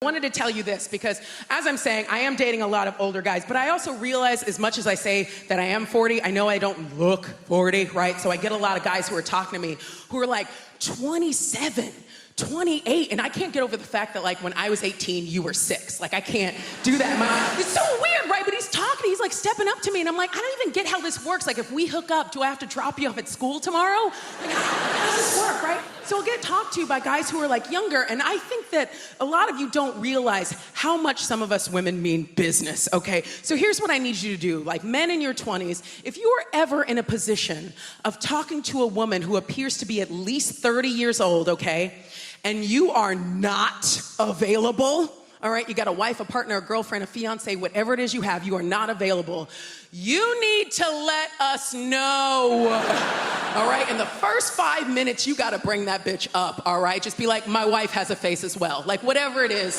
just find a reason to bring her up, because yes, you will see the light of hope die in our eyes, but at least we'll know these are not the droids you're looking for, and we can move on, okay? Because we are not looking for friends, we're looking for partners. We are like sharks, we are on the move, all right? I was at a cast party for a show I was not in about a month ago, right? Because, like, basically, my friend had done this show, and she invited me to the party, and I was like, great, because I don't know any of these guys, but they're all coming down off of the high of finishing what they've done, and they're all gonna be depressed, and I'm gonna catch some sad dicks in my basket, yeah. I'm gonna get all these sad, crying dicks, yes, right? It's a perfect place to pick up new people, right? So I go to this cast party, and I'm talking to the sound guy, right, for the show. And I love sound guys. I depend on sound guys, but I love tech guys because they just get business done and don't make a fuss about it. They're like, yeah, you're welcome, bye. Like, I love that, right? So I was talking to the sound guy, right? And he was, like, cute and geeky. And I talked to this guy for 45 minutes about the video game The Legend of Zelda. Yeah, I held my own in that nerd-ass conversation for 45 minutes. I stumbled all the way down memory lane with this guy. And I was was pretty proud of myself. 45 minutes of this talk, and I'm like, you know what? I think we're vibing. Like, I'm gonna get his number. He's so cute. He's so funny. 45 minutes into this conversation, this guy goes, yeah, my wife always loved that game. And I was like, God damn it! Your wife! Your wife! I have ovulated in the middle of this conversation. Your wife owes me an egg. Go run and tell that bitch that. She owes me an egg. Right? She'll be mad at your ass too when she comes. She's like, why did you tell her that? Now I gotta give this bitch an egg. Come on.